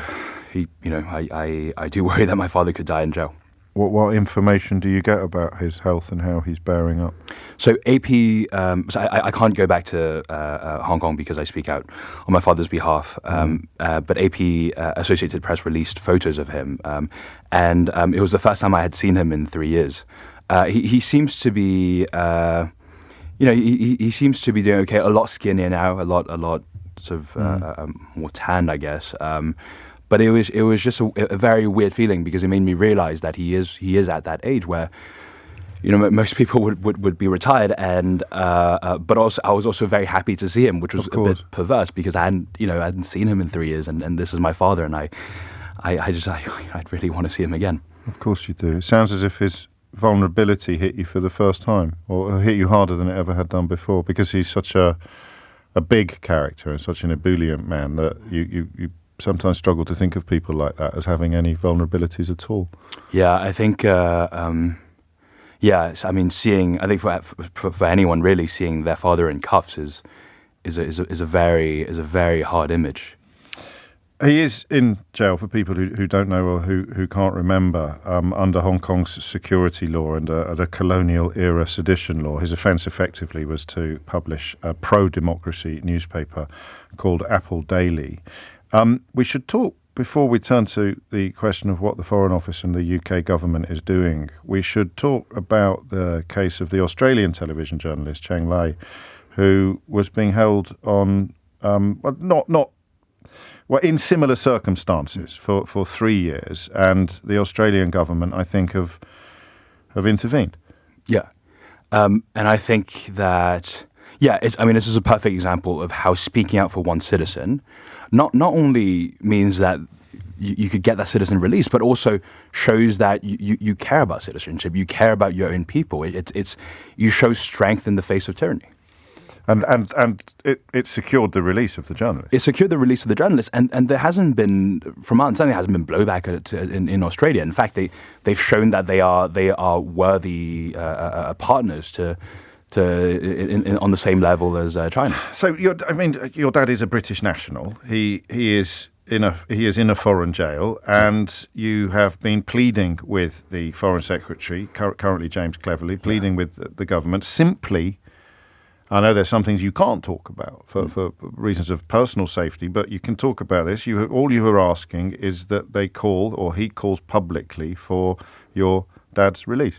Exactly, and he joins the call for my father's release because the US have called for my father's release. I'm not being glib, Sebastian, but your dad is not a US national. No, my father's not a US national. From the day he escaped China on a boat at 12 by himself, arriving in Hong Kong, which was a British colony, he has only ever had a British papers. He's only ever been recognized as a person by the British state.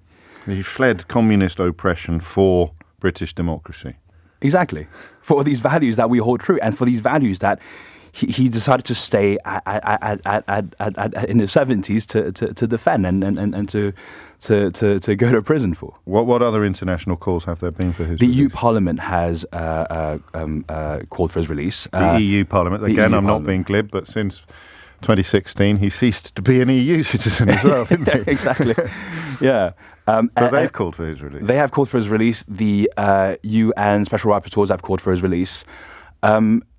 And again, I think I had a very emotional meeting actually with a Canadian high-level Canadian diplomat, and when I do these things and I tell my father's story and what he has done and whatnot, I have this bit, and the diplomat interrupted me, and he said, "Look, Sebastian, I know the story. I know your father's a good guy. I'm on side," and I almost cried. Oh. I almost cried because I go to the UK and a lot of parliamentarians, lords, MPs have been incredibly supportive. And I met David Lammy and Catherine West recently, but it really seems like the government the current government isn't listening, isn't calling for his release. And then it dawned on me, it doesn't matter what great thing he has or hasn't done, whether we think that he should have stood up for freedom or not. He's a UK citizen. It's the responsibility of the government, no matter who it is. And that passes on to every single UK citizen. Well, that's the point. I think that perhaps is missed because, someone living in Hartlepool isn't going to think of themselves as the equivalent of someone living in Hong Kong, but that's where nationality kicks in. That's precisely what you're so frustrated by. I'll read you the response we got from the Foreign Office when we put these questions to them, specifically the question of why there has been no call, no echo even, of American and EU calls for your father's release. As the Foreign Secretary made clear last month in his report to Parliament on Hong Kong, British national Jimmy Lai's prosecution has been highly politicised. Mr. Lai and others are deliberately targeted to silence criticism under the guise of national security. The Foreign Secretary raised Mr. Lai's case with his counterpart as a matter of priority in Beijing in August, and the Minister for the Indo-Pacific met his son Sebastian last month to continue discussion of his father's case, which is, as is often what happens when we put questions to government ministries. It's not actually an answer to the question that we asked. But you did meet with Anne-Marie Trevelyan, I think. Yeah, and I met her for a few times, and again, very supportive, but look, the point is it's a pretty binary thing. You either call for his release or you don't call for his release. And I think in the light of what's happening in Australia, what Australia has done, they have shown that calling for his release is the only way to see that person released, see Chang Lei released. I mean, that should be a very obvious thing. Well, I've asked you this before, and I doubt you've got a more sort of rounded answer than you had then. Why do you think this is? Why do you think the UK government is not following the lead specifically of the Australian government in the case of an incarcerated citizen, or simply the political lead of America and the EU Parliament, given that, it should be the other way around. It should be the Americans saying, well, he's British, why are we going to get involved? It 100% should be. I don't know, but again, I think it is worrying, because I'm also a British citizen. I mean, you're also a British citizen. Yes. This is about the promise that we have on our passport. The words on the front page. The words on the front page. And it hasn't been kept. That promise hasn't been kept for your dad. How many times have you sought a meeting with James Cleverly? So I've been trying to meet him for 10 months, and I've also tried to meet with Rishi Sunak. Any specific responses from either of them? Any responses to your multiple requests for a meeting? Still pending. Which I think is. So you'd be happy never to meet them at all if they called on the Chinese authorities for Jimmy's release. 100%. But you think that by meeting them, you might hopefully bring some pressure to bear upon them that will move them to a place that they're currently reluctant to arrive at. Exactly, and sort of help them understand the case of my father and why it's so important to call for a British citizen's release who's unjustly detained abroad. Is there anything else you want to get out there while you've got the benefit of this little platform? I just wanted to say how grateful I am to have this platform. I didn't mean that. I meant anything you want to bring. No, I know, of course, but it's been because we've been having so much support from civil society, journalist community, and I just want to say that I take none of that for granted. Well, I tell you what, you should take for granted is the thing you just referred to in your passport. This is from Jules, and she writes, "OMG, we lived in Hong Kong for many years, and we all read Apple daily. It was a centrist paper, effectively, not radical at all. Albeit, even if it was radical, it shouldn't get locked up for being the owner of it. If pro-democracy was radical, then it was radical. Precisely. We have Australian passports. We've always told our kids never to give them up and always to ensure they get an Australian passport for their kids and their kids." And the subtext of what she's writing is that Australian passport keeps its promises more powerfully than your dad's British one. I think people and nations are judged on their actions. And, from the case that we just mentioned, it really does seem to be the case. Sebastian, thank you and good luck. I know you're back in the air on this tide. Actually, how are you? How do you look after yourself? It's a bit of a roller coaster. Of course but, it is. I think in the end of the day, I'm just a son trying to free his father, and I always have this image of my father when he was first arrested in August 2020, and he was released on bail before being rearrested. But the first time he was arrested, he came back and told us to not be scared, not fear, because he decided to stay in Hong Kong. And then someone asked him, Jimmy, do you regret what you've done? Do you regret doing this, being pro-democracy through all these hard times? And he thinks about it for a second, and he says, lying there in the jail cell, I look back in the last 30 years and think to myself, would I have done anything differently? And he smiles and he says, "Not one bit." So, I keep doing this with a clean conscience and just like the one that my father had. And so, I hope to see him again one day. And you have no way of knowing how much he knows about how hard you're working on his behalf? No, but I think, some things between father and son, it's just you don't really have to, call that out. I think he knows. I think he knows how much I love him. Well, he'd obviously be incredibly proud of you. Thank you. Sebastian, I just really, really, really hope that the next time we see each other, we'll have rather more cheerful conversations. I really do. It's 2 minutes after 12. It is 6 minutes after 12, and you are listening to James O'Brien on LBC. That roster for next week, once again, on Monday, Wes Streeting. On Tuesday, Angela Rayner. On Wednesday, Carol Vorderman. On Thursday, Ben Wallace. And on Friday, Sajid Javid. So this is the last hour that we will spend together for a week or so. Try not to miss me too much, won't you? I shall endeavour to do the same. We're going a bit rogue now. We're going to go down a completely different route, which I don't... And I make you a promise now, as soon as I'm back from my brief holiday, we will be keeping a very close eye on the COVID inquiry, a closer eye than perhaps we've managed to do so far. So the story that popped up in the news bulletin yesterday, it's so long since my children were born now that some of the stuff that used to be constantly in my mind isn't there anymore. I'm not making a big deal out of it. It's called getting older or just literally growing up. But, for example, if there was a story about fertility treatment in the news, my ears would prick up because we had it twice successfully. And if we hadn't, my entire life would be different. Not worse, not better, but different. I can't quite imagine it being better in any way, but it would. So whenever that word appeared in the news or whenever I was reading something, I was particularly interested in it.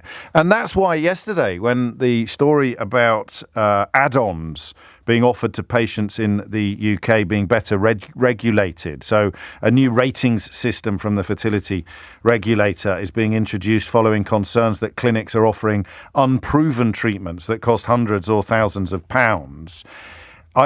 My ears pricked up because I thought, that's interesting. And then they pricked up again, if you can do double pricking, because I thought, crikey, it's a fertility story, and I didn't respond to it personally. I didn't have the me bit of it, which was weird for me. It's the first time I've noticed that happening, but it probably happened years ago.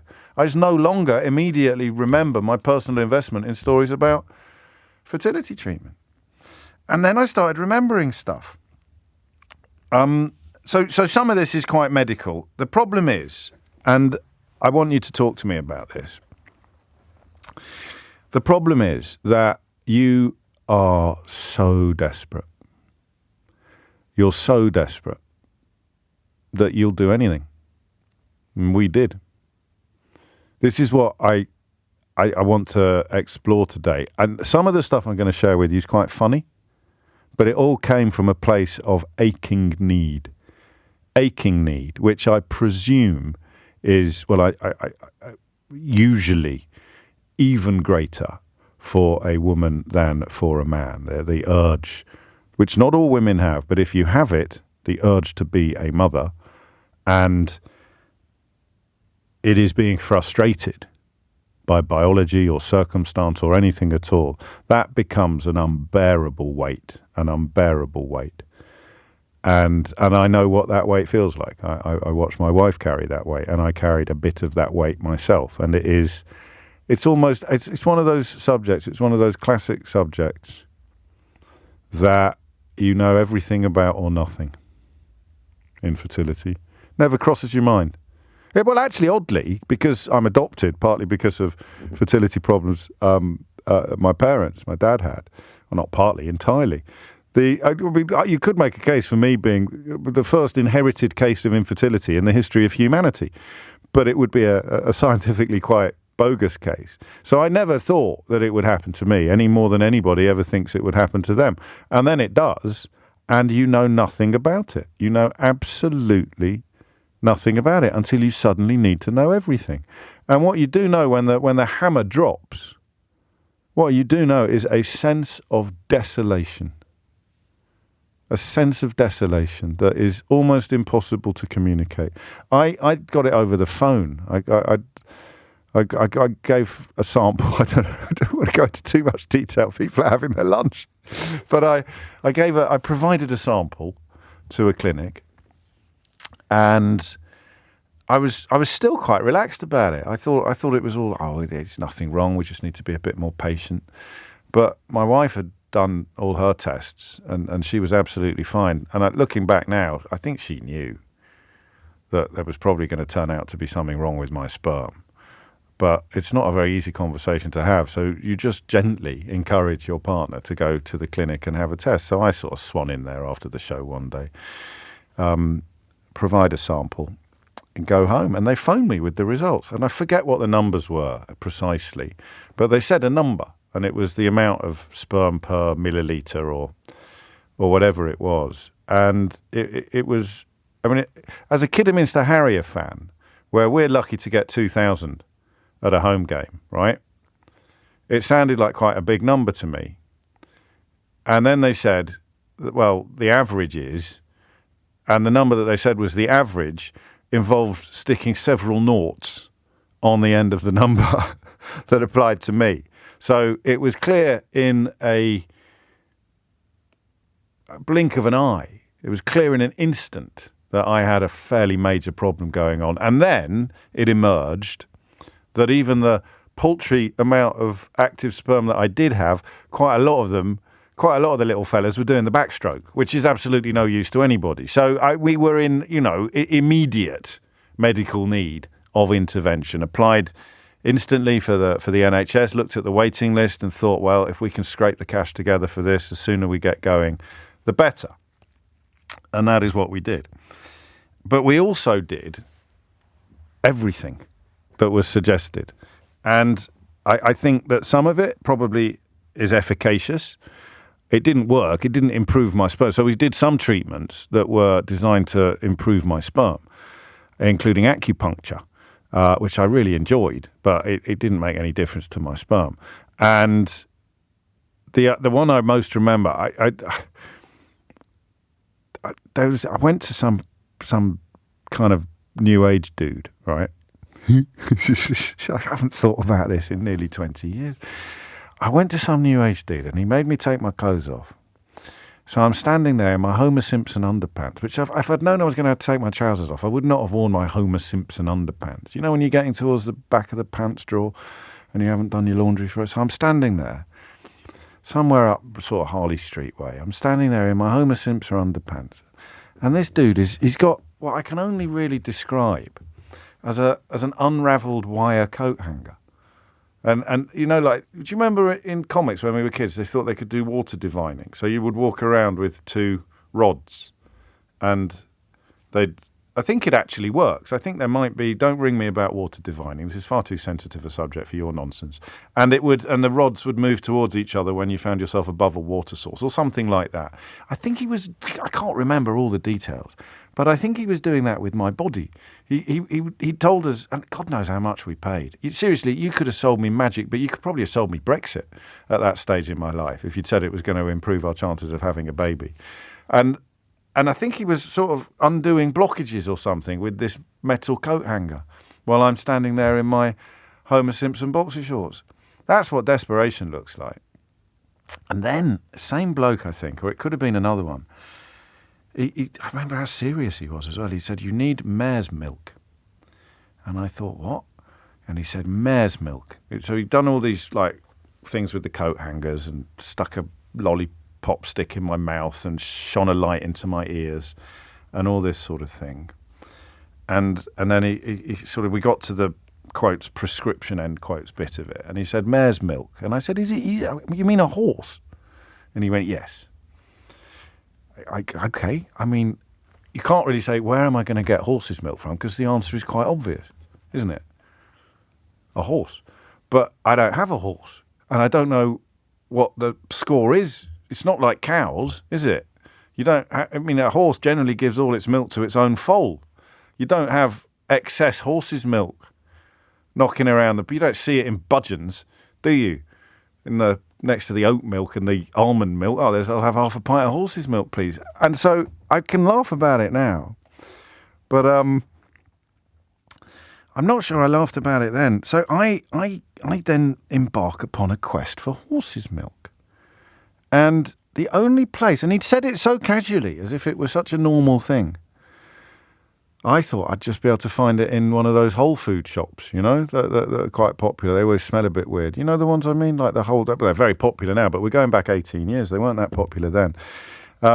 Places that sell things like hemp ice cream and stuff. I thought they'll have horse's milk. So I went into a couple and they looked at me as if I was asking for crack cocaine or something like that. Or no, it'd be easier to get hold of crack cocaine than it would have been horse's milk, especially in the part of West London we lived in at the time. But they looked at me as if I was asking for unicorn tears. I might, or indeed unicorn milk. I might as well have asked for unicorn milk. I go, hello. I sort of make my way past the mung beans, and I say, I don't suppose you've got any horse's milk, have you? And they said, but I said, mare's milk, the milk of a mare. And no, they didn't have anything like that. So I found it online, and there was a place in France that sold frozen horse's milk. Was it either frozen or powdered? I forget which. And I was looking into it, and I thought, well, I'll order some of that.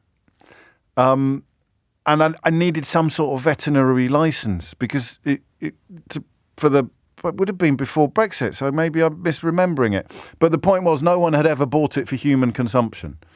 So even with my rudimentary French during the email exchange, when I revealed that I wanted to drink it myself, it was almost like an alarm bell went off in southern France, and they ghosted me from that point onwards. I'd just been trying to buy this, trying to get a supply of horse. So this story is very serious about the things you've done in order to have a baby that, looking back, were highly unlikely to help. But how was that even allowed to happen? How can some dude be swanning around central London telling people to buy something that is impossible to source unless you've got a horse, I suppose, that's recently given birth? Absolutely incredible. But there we are. So that's not really what this story is about, although it is in terms of what this phone-in is about. So if you've been through similar experiences, and I tell you what, basically this phone-in, the half of this phone is I give you horse's milk. Beat that. 0345 6060 973. I'm not that up on the female equivalents, but I hope you can laugh about it now. I fully understand if you can't. But when you go to these clinics where you are hemorrhaging money on an almost unbelievable scale, they provide you with things that sound and feel a lot more medically correct than a pint of horse's milk and an unbent old wire coat hanger. So the things that have got red ratings, and a red rating conveys the idea that you probably shouldn't be paying for this. The already stressful process of buying private fertility treatment is rendered even more stressful when you're told about all the add-ons, the optional, non-essential treatments that they make you think will improve your chances.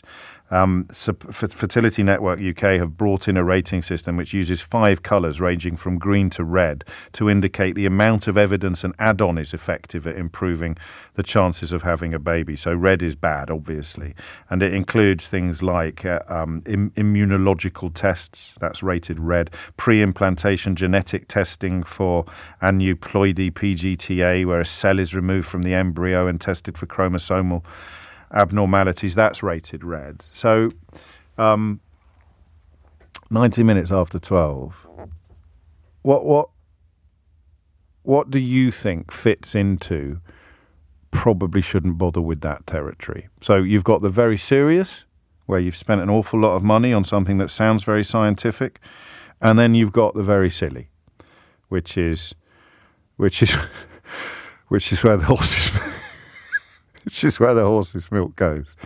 And all of this is underpinned by my deep understanding of how absolutely desolate this period of your life can be.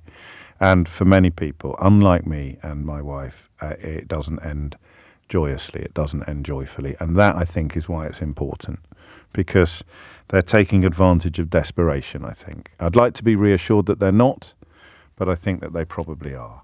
So this conversation will Be as serious or as light-hearted as you like. It depends on what's happened in your life. But we're looking at things that you've done in the hope of getting pregnant or in the hope of getting your partner pregnant, that you look back on now and think that was probably not worth it.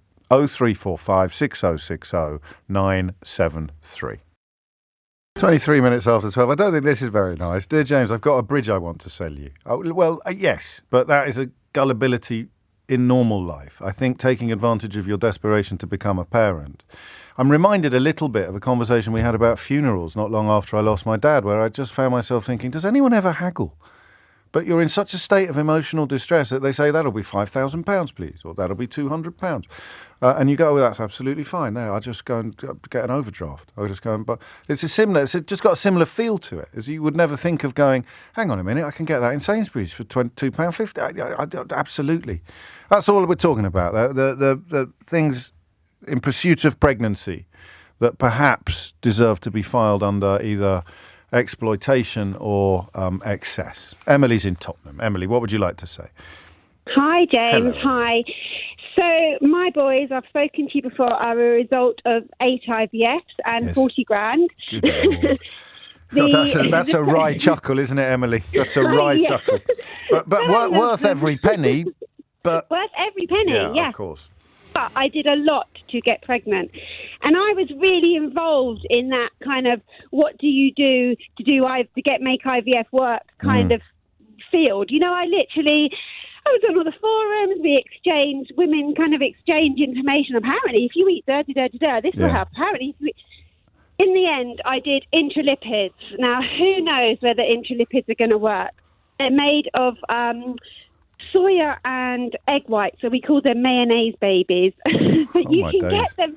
Yeah, you can get. I think you're younger than me. These are recent developments, but I'm sure that we'd have signed up for them if they'd been around at the time.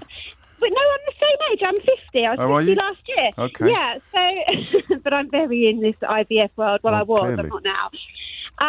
So these intralipids, they cost about £5 or £6 from the pharmacy. Right. But the fancy clinics in London will charge £160, £200 to administer them. So I got told I needed them, and then now I need to pay this intralipid fee. But I asked them for a prescription and then went to a pharmacy, bought them, and then found an IV nurse and gave her 40 quid and bought a giving kit and basically got them for like 50 quid a time because you need them throughout your pregnancy if you get pregnant. So...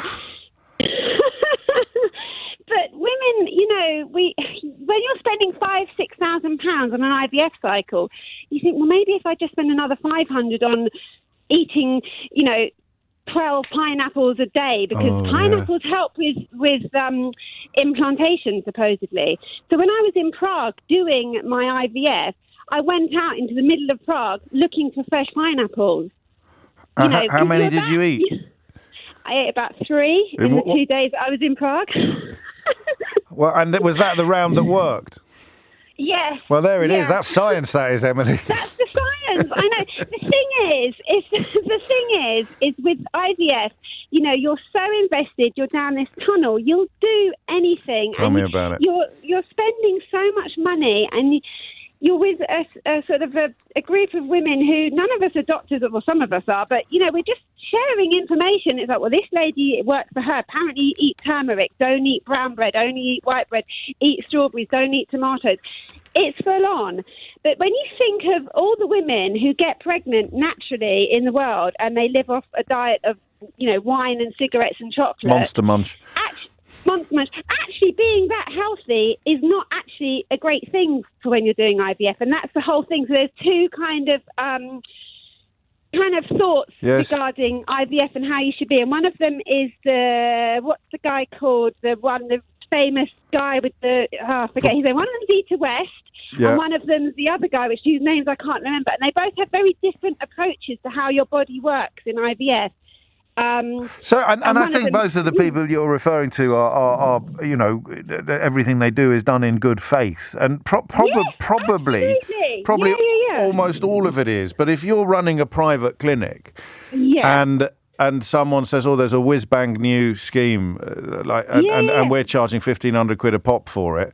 The temptation to sign up for it without establishing beyond reasonable doubt that it's worth it is commercial, isn't it? I mean, it's. But that's what I did. I spent £1,500 on getting the Chicago test for my blood, and they took 16 vials of blood. And then I went home in a tube and ate a cereal bar because I was so like, oh, my goodness. And was that worth it? Well, yes, because that told me, that information from those 16 vials of blood that get sent to Chicago told the ladies at Z2S that I need to lower my immune because I was so healthy. Right. Because I'm eating all the healthy food because I want to get pregnant. I was so healthy, my body was killing the embryos that were going inside of me. Oh, the so I mind needed boggles. to lower. Yeah, so I needed to lower my immune. Listen, I had a glass of wine the night before embryo transfer. In IVF world, that's crazy. And everyone would tell you not to. I mean, it is. Thank you. I sense we could carry on all day. What was the maddest thing you heard of on your forums? What was the thing that made you go? What was your horse's milk moment? There probably was horse's milk, but I can't. It was 8 years ago, I should have set up. I missed a business opportunity there. If these people are still going around the place trying to promote the benefits of horse's milk, I should have opened up a little horse's milk salon. Emily, thank you. James is in Scarborough. James, what made you pick up the phone? Oh, hi there, James. Hello. Thanks for taking the call. The second you started talking about this, I had to pick up the phone because myself and my wife have been through 8 rounds of IVF, which resulted in 6 transfers, and we've bought the extras. We've paid for the expensive extras. Yeah. Don't get me wrong. We've also eaten lots of pineapples. We've eaten lots of beetroot juice, crates of beetroot juice. Making those bloody smoothies. I know. Kale. It's terrible when you go to the loo afterwards. Yeah. Well, you think you've got some sort of internal rupture, don't you? Until you remember that you've eaten your own body weight in beetroot over the course of the last week.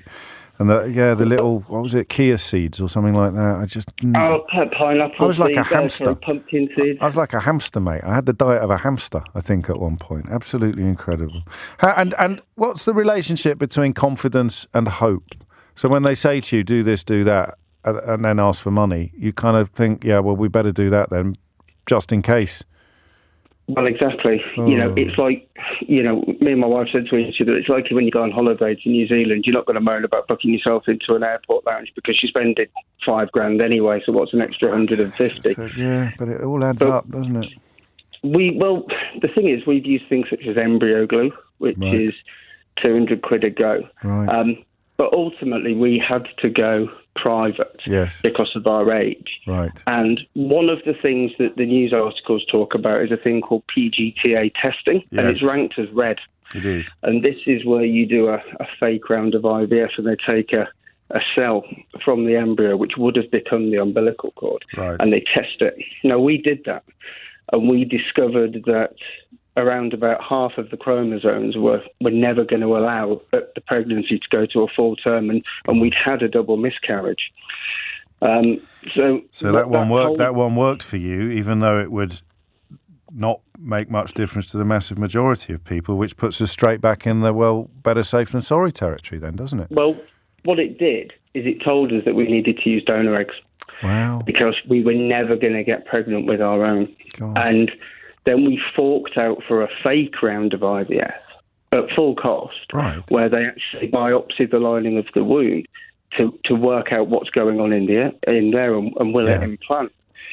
But look, at the end of the day, 2 weeks ago we had a positive pregnancy test with our final frozen egg. So, I've got everything crossed for you, mate. Absolutely everything. Well, our test, our scan that we're going to, it's a big day, 2nd of November. And I'll be seeing you shortly after that. I look forward to that. I look forward to that, mate. I really do. And make sure you come and say hello. Yeah, do that. And guys, seriously, everything crossed. Yeah, for both of you, for all of you. Thank you, James. You take care. Tim Humphries here now with your headlines. 12:37 is the time. You're listening to James O'Brien on LBC. Slight change of tone now. I had one of those moments yesterday. I haven't had many, I've got to be honest, where I'm scrolling through the infernal hell site that is Twitter, and my tummy turned over. I saw something that just made me go, oh, no way. And it involved the reported death of a cartoonist called Tony Husband, who you might be familiar with, whether you realise it or not, because in the last couple of years, Tony and I became pals over social media, and he started sometimes providing a sort of cartoon commentary on issues that we were discussing on the show, which I would then tweet I'd retweet his account, and I know that brought him into a lot of your lives, and for many of us, he was already there, probably chiefly through his work over decades on Private Eye magazine and a short-lived but desperately scurrilous little magazine called Oink that he both founded and edited. And he just had an ability. You probably, if you still don't know who I'm talking about, you probably know of his Yobs cartoon strip, and he just had an ability as a political cartoonist to capture moments with what appeared to be such sort of ease and simplicity that it almost belied the quality of the satire or the quality of the criticism, the critique that he was bringing into the mix. And so I was absolutely gutted when I saw it, not least because I was due to meet him in person for the first time next month up in Manchester. And of course, now I won't. Nick Newman is a cartoonist of similar stature and has just actually posted on Twitter a beautiful tribute to him, which draws upon the Yobs cartoon strip and imagines what would happen when Tony arrives at the pearly gates. And Nick joins me now. I mean, a massive shock, first of all, Nick. I think he was on his way to a Private Eye party, wasn't he, when Yeah, we were absolutely devastated. We were having a sort of jolly on the Thames to mark the retirement of our managing director, Sheila Molnar. And Tony was worried. I mean, he was texting me all through the morning. His train had been cancelled. Then the train he did get from Manchester was delayed, and he was just saying, "Oh, I'm now at Stoke and I'm stuck out," and it was just, he was obviously very keen to get to this jolly, yes. And he didn't quite make it. He was sort of rushing over Westminster Bridge, and very tragically collapsed. So. We were all sort of waiting for him, and, we all missed him hugely. I was sort of sending him messages saying, we'll see you in the pub after, but it was unbelievably sad. Yes. And to cap it all, he sent me a cartoon he drew on the train, which is of him standing at Westminster Pier waving the boat goodbye, and it's so unbelievably poignant, and I think it's touched thousands of people, that, and that's the thing, the outpouring of love for his work, yes. on the dreaded Twitter. At last, it's done something good, Twitter. Yes, but beyond the simple dissemination of the work, it emerged that, as with me, that he'd actually struck up what feel like friendships with people who he had contacted and who had contacted him via that medium, because we sometimes think of cartoonists, Nick, as sitting in a garret, scrawling their misanthropic pictures and not as being extrovert or sociable. But Tony was clearly a man who revelled in human interaction and company. Yeah, he made friends everywhere. Yes. I mean that there was somebody on Twitter said, I bumped into him on a beach, and he drew a cartoon for me on a pebble. He just sort of didn't stop drawing, and as a result, he loved meeting people, but he struck up friendships with all kinds of yes. people, like the Pythons, and he was just he once came to stay with me, and I was late getting home, and he was sort of standing outside the house in the rain. And my next door neighbour was a woman called Denise O'Donoghue, who then ran a very small TV production company called Hat-Trick. Mm-hmm. And Denise invited Tony in for a cup of tea. By the time I got home, and he'd left a message saying he was next door, he'd sold her a TV series called Round the Bend, which was this fabulous sort of kids' TV series with puppets and stuff. Yeah. But he was just brilliant. He was so quick and no, it's a great loss. Finally, of course, a word on the work. Because cartoonists, and I'm obviously, like anybody sensible in this country, a huge fan of Private Eye. That it's hard to pick a uniting theme of good cartoonists. Because you have different technical abilities. So some people do very simple line drawings. Others do much more sophisticated cartoons.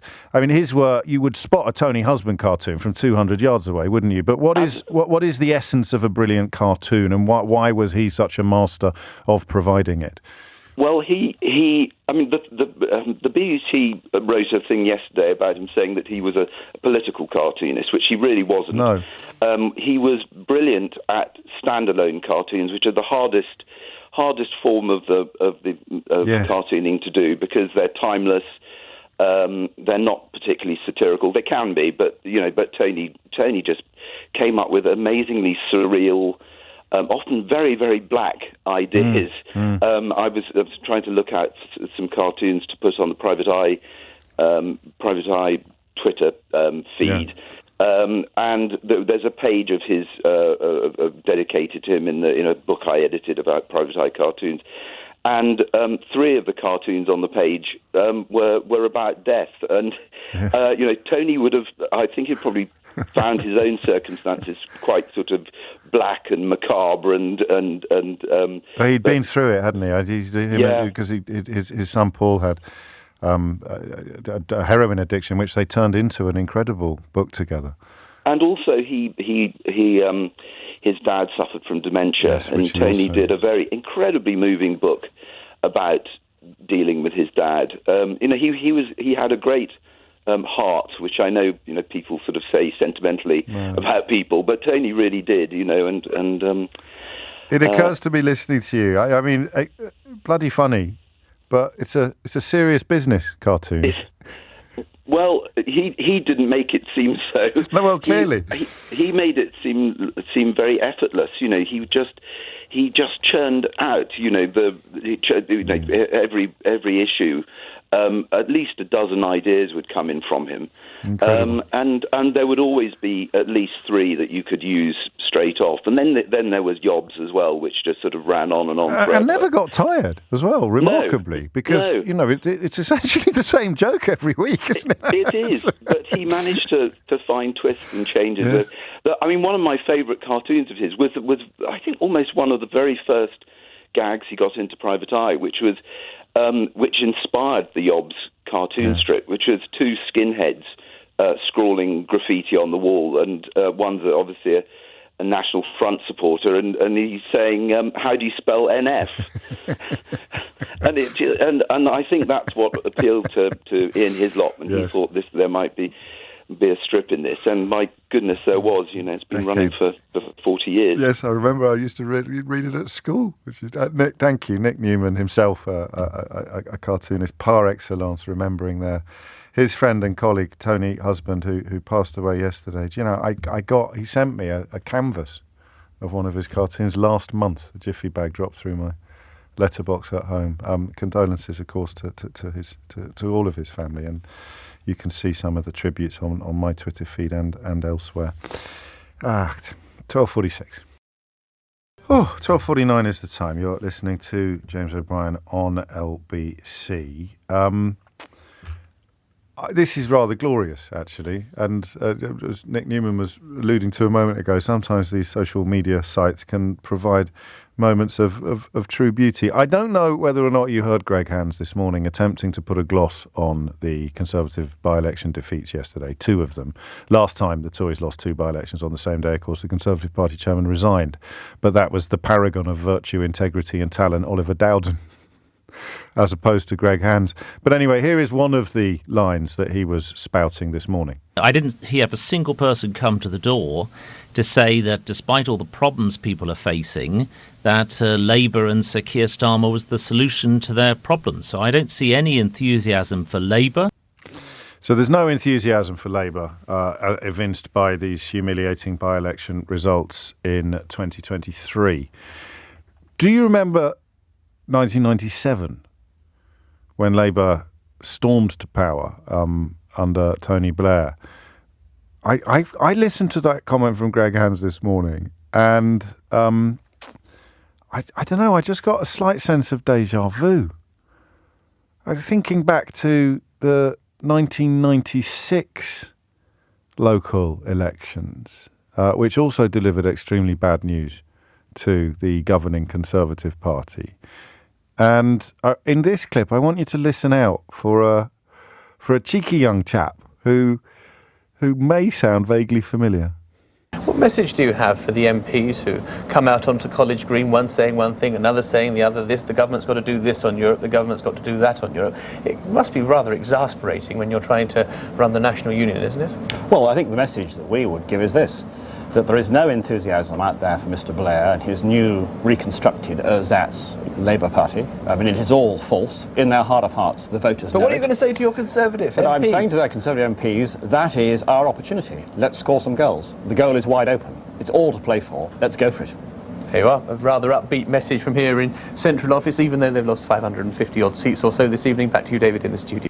I love that. I mean, it's actually, how many years are there? 23 years, 27 years have passed. And the Tories are greeting an electoral humiliation with almost exactly the same words that they greeted the last one. That was Robin Hodgson, who I forget whether he was party chairman or whether he was just a member of Parliament for Walsall North. Is it worth playing it again, or is it? I think have we delighted in that long enough? Because it is. No, let's do it again. Because have you worked out who the journalist is in the second clip? So here is Greg Hands dealing with suggestions that last night's results were quite good for Labour in 2023. I didn't hear a single person come to the door to say that despite all the... Other one. What message do you have for the MPs who come out onto College Green, one saying one thing, another saying the other, this, the government's got to do this on Europe, the government's got to do that on Europe? It must be rather exasperating when you're trying to run the national union, isn't it? Well, I think the message that we would give is this, that there is no enthusiasm out there for Mr Blair and his new reconstructed ersatz Labour Party. I mean, it is all false. In their heart of hearts, the voters But know what are you it. going to say to your Conservative But MPs? I'm saying to their Conservative MPs, that is our opportunity. Let's score some goals. The goal is wide open. It's all to play for. Let's go for it. Here you are, a rather upbeat message from here in Central Office, even though they've lost 550 odd seats or so this evening. Back to you, David, in the studio. Back to you, James, in the studio. 1996, that was, of course. And we fast forward now to 2023, when the Conservative chairman, Greg Hands, is trying to put a negative gloss on Labour's victory. I didn't hear a single person come to the door to say that despite all the problems people are facing, that Labour and Sir Keir Starmer was the solution to their problems. So I don't see any enthusiasm for Labour. Fantastic. And yes, well done, David. That is John Sopel there, looking very fresh-faced and cheeky.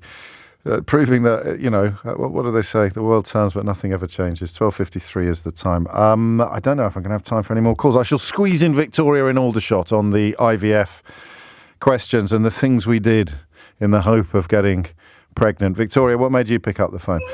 Hi. Hello. Sorry, James, I've got a crying baby in the background. Well, at least I know it worked. It worked. I just wanted to comment. We've obviously had a success story with it. We actually had twin girls, which is amazing. Yes. But the whole way through, I was 36 when we started, and we were unexplained infertility. So there was no reason why we couldn't fall pregnant naturally. And we were being really pushed into taking all these tests and doing all these different things, which we declined to do. And I got a bit obsessed about my diet, like your first caller you had on earlier, obsessed about what I was eating and doing all the right things. And we had 5 failed rounds. Oh, and on the last round, as you can hear, it worked. It came good. And that was the round I didn't change my diet. I still had my cup of coffee. So you relaxed?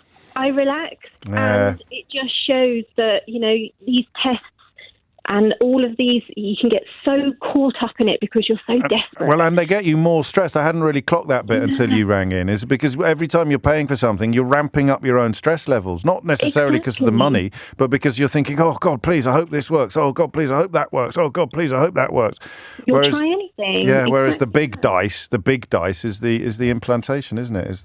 It is exactly that. Oh, happy days. Yes, yeah. But that was. I better go. I'm so sorry. Someone needs feeding, Victoria. Have a lovely week. Have a lovely weekend. 12:55 is the time, and I think we'll end this week with a little clip of full disclosure, which is with Tim Peake, which is it's a cracking interview. He's a really, really cool guy, Tim Peake. And so self-effacing. I tell you the kind of men I admire most. And I think I mean men rather than people. The men I admire most are the ones that aren't very much like me. They're the ones that are just quietly brilliant. They just get on with it. They don't need to tell everyone how wonderful they are or do a lap of honour or draw attention to themselves. And of course, Tim Peake, as a consequence of those qualities, ended up being the first British astronaut to spend time on the International Space Station. It's quite a life story, even though he would be far too modest to even believe that himself. My wife and a friend of mine saw this advert at the same time and both called me and said, you've got to go for this. You know, the European Space Agency are asking for astronauts and it's open to UK citizens. Yeah. So I thought, I looked at the qualifications required and it was like, tick, got that, yeah, right age, right qualification. Wow, let's go for it. So I started this very lengthy application process. Alongside 8,000 other people. Yes, yeah. And embarked on a year long with the space agency, jumping through the various hoops that you have to jump through to get down and get selected. And it's the same appeal, isn't it? It's the same combination of discovery and study. It's you're thinking this is it speaks to my enthusiasms and my skill set.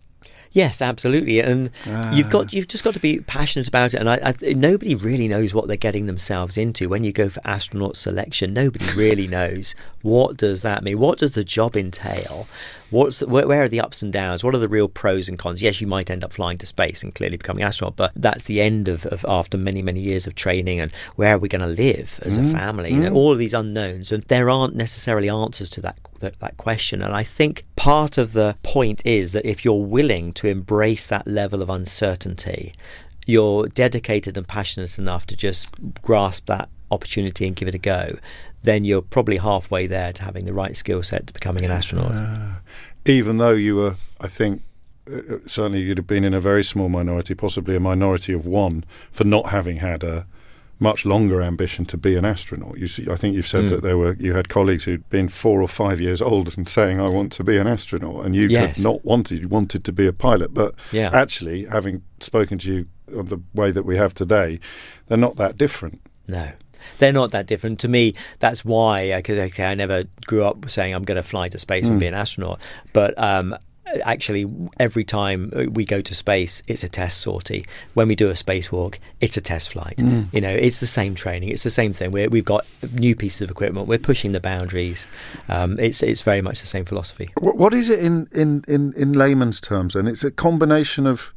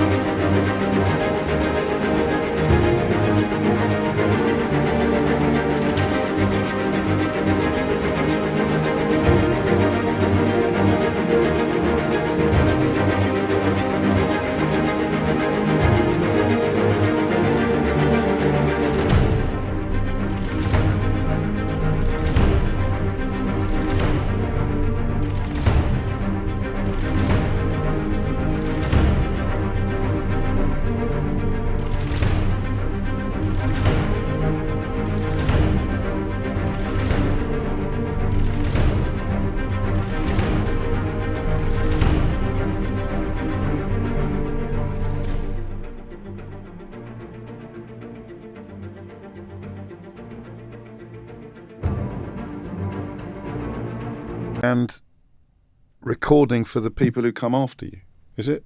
In what respect? Sorry. Well, in all of it, really. Everything you've done, you're at the forefront. You're a pioneer. Yeah. But the work you're doing will be of immeasurable benefit to people coming after as well. Yeah, and I think there is that, absolutely, that's the satisfaction. I'm looking for the kind of uniting theme. Yeah, that's the satisfaction you get is making something, discovering something, making things work, making things more efficient, whether they're safer, and developing new techniques that other people can use. I love all of that stuff. Absolutely passionate about it. And it's undimmed, isn't it? You still love it as much now as you did when you... Absolutely. Lovely bloke, really good interview. Even though I say so myself, that's Marvellous interviewer. That's just amazing. That's Tim Peake on this week's Full Disclosure, which you can download from Global Player or all the usual places. Quick reminder of who is in the chair for me next week while I take a barely earned break. Wes Streeting here on Monday, Angela Rayner on Tuesday, Carol Vorderman making her is it her LBC debut on Wednesday as a presenter? I think it is. Ben Wallace on Thursday. And Sajid Javid on Friday. If you missed any of today's show, you can listen back on Catch Up on Global Player, where you can also pause and rewind live radio. All of LBC's shows are there to catch up on, as well as the world's biggest podcasts, including Full Disclosure. Pause and rewind live radio on Global Player, where you're always in control. Download for free from your app store or head to globalplayer.com. Tom Swarbrick will be with you at 4, but now on LBC, it's time for Sheila Fogarty. It's time for Sheila Fogarty. It's time for Sheila Fogarty. It's time for Sheila Fogarty. It's time for Sheila Fogarty. It's time for Sheila Fogarty. It's time for Sheila Fogarty. It's time for Sheila Fogarty. It's time for Sheila Fogarty. It's time for Sheila Fogarty. It's time for Sheila Fogarty. It's time for Sheila Fogarty. It's time for Sheila Fogarty. It's time for Sheila Fogarty.